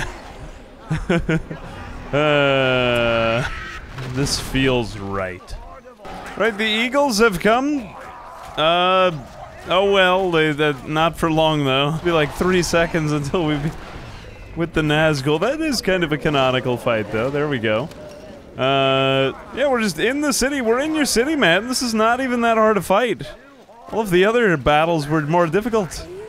This one is scripted to be easy. I mean, they've got a couple of upgraded troops in here, but for the most part, it's just fine. I'm waiting out another 1.25. I'm gonna unlock the Balrog, and then I'm gonna summon him to destroy the Citadel and annihilate the city. Okay, we have the catapults in the city, and they're just taking everything out now. Grond is no more, unfortunately. Say goodbye to that. Let's make another one. Everything is free with Mordor. The orcs are too cheap, and it's kind of crazy. Not really my preferred, like I've been saying throughout much of this campaign, not really my preferred play style, just, there's no narrative, you know? But this mission in particular is kind of fun because there's so many named characters, so. I think we found the fun in it. We found the fun. It's all about the heroes, really, at the end of the day. It's all about the actors.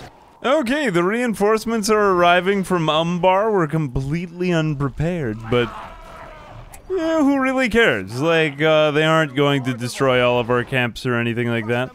Is it? Yeah, it is the Army of the Dead. Although they're gonna run out of time very fast, because this would be very, very... Whoa, there's so many more of them. That's actually quite cool. Alright, so just say goodbye to this one camp, then, I suppose. That is so cool. Except that it's kind of useless for them. Oh, they didn't even destroy our camp. That's too bad for them. They are going to destroy this. No, they're going to run out of time. Oh well, that was ineffectual and bad. Sorry. Slay Gimli! Slay Gimli! Yeah, we need one more point to get the Balrog. If we don't, I'll eat my hat. Take him! Take Gimli! Wow, that was surprising. Now take the King of Gondor. This is so anticlimactic. Aragorn is just running around at the base of the wall, like, confused. While fell beasts just swoop in on him. Oh, why? Okay, and down goes the king. And now, oh, I didn't take out Gimli. There he goes. We've taken, no, not yet. We need another minute. Where is he? Go, Gimli! Gimli is no more! He is dead! Alright, where is Legolas? I don't even know where Legolas is. Literally got destroyed by turrets. Oh, no. Is that every hero? I think... Oh, when did we get Pippin? Pippin was in there somewhere. I missed him. Oh well. Oh, we might not get Balrog. I might have to eat my hat. Alright, and with this, pretty much the whole city is destroyed. We're just catapulting level 2 from level 1. Honestly, I mean, like, in review of the entire campaign, I feel like I've done a lot of complaining this playthrough. It was funny because I thought that I would enjoy the evil campaign more than the good campaign, because I do like a good reimagining or like a good fanfic or something like that, especially in the Lord of the Rings world. I just think it's like begging to be reimagined the way that it's all written and just done in various ways. But yeah, I mean, overall, looking back at this game, the two things that really make it tricky to play as the evil faction, like quality of life controls, attack move, which I'm pretty confident doesn't exist in this game, unless if I just like totally missing something. I could have sworn that there was them, so maybe I'm just ditzing out, something like that. But also just the evil campaign is mostly attrition. Good has some trump units that are just basically able to like run everything over, like cavalry on good is pretty much the bomb, aside from a couple of units like trolls and so on. Really, the Gondor campaign is tricky. I think the Rohan campaign in this, as well as the like lyric, I don't really know if that's the right word for it, but yeah, I'll call them like the lyric fellowship missions, where you're just kind of doing something that's like lip service to a scene in the movie, you know, or something like that. I think that's what makes this game stand out in my memory the best, though. Anyway, it's the first half of it, but yeah, I think these are pretty well executed. Might come back and do the second game again at some point, or might just take a break. There's a lot of other good Lord of the Rings games, but and some just kind of decent ones too. And some really bad ones. Maybe I'll go ahead and play the bad ones next. All we were really doing, though, this mission is just kind of like, and most of the other ones, it is kind of cool to watch, I suppose. But there's not really any active commanding going on. It's just sort of like manage the economy and click buttons, so I don't know, maybe like seeing the past with rose-tinted lenses. I think thematically it's still one of the coolest games. I think it's a great one, too, but alright, and Nazgul finish everything off for the win. The city is no more, and Middle-earth has been conquered. Yeah, I don't know, I could draw it out here to the end, but it's mostly just attrition.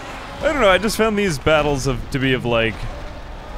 Thematically, they're cool, but when I get into the mechanics now, maybe with like an adult's brain, I think I'd played these games when I was much younger. It's a little bit like repetitive on the evil, but still worth it for the moments that just like have no place in Lord of the Rings. I'd probably make Tolkien roll in his grave, but I'm sorry. I still love it. Alright, I think we're pretty much there. I don't know what other objective I'm missing here. It says just destroy Minas Tirith. Wait, they have like 2 guard towers left. We've destroyed the Citadel. I mean, giveaway, the cutscene is basically just like, you feel bad, like, you've destroyed the entire free world. Congratulations. Kind of like that Knights of the Old Republic bad ending. This is it's like kind of a beautiful time in gaming history, though, because it was when, like, meaningful choice was finally being added to games, and it was like, ooh, there are 2 endings to the game. There's so much variety. And back then, it really did feel like it. It was like, ooh, this has some type of replay value. Even nowadays, coming back, I don't know, I've done it a couple times, but I think I'm happy to call it there. We have catapults in the cities and orcs on every street corner now in Minas Tirith. And orcs camping the Citadel. There might be 1 building left, but I can't figure it out, so I'll probably just sign off there. Anyway, thanks for joining me for this. This game meant a lot to me as a kid. It was just one of those ones I'd like sit inside and play on summer days, and I've always kind of wanted to do it on a channel, but yeah, anyway, I don't know what this will be of entertainment value in the end. Probably not that much, but I've just been trying to make it a point this year to kind of come back and go play some stuff that I really liked. Anyway, on kind of a twisted note for the ending, I guess the good campaign ended a little bit better. Go watch that video instead of this one. I complain less and there are funnier jokes. And in closing, we could have passed through the mines of Moria. Maybe we could have avoided all of this if we had passed through the mine. Anyway, until next time.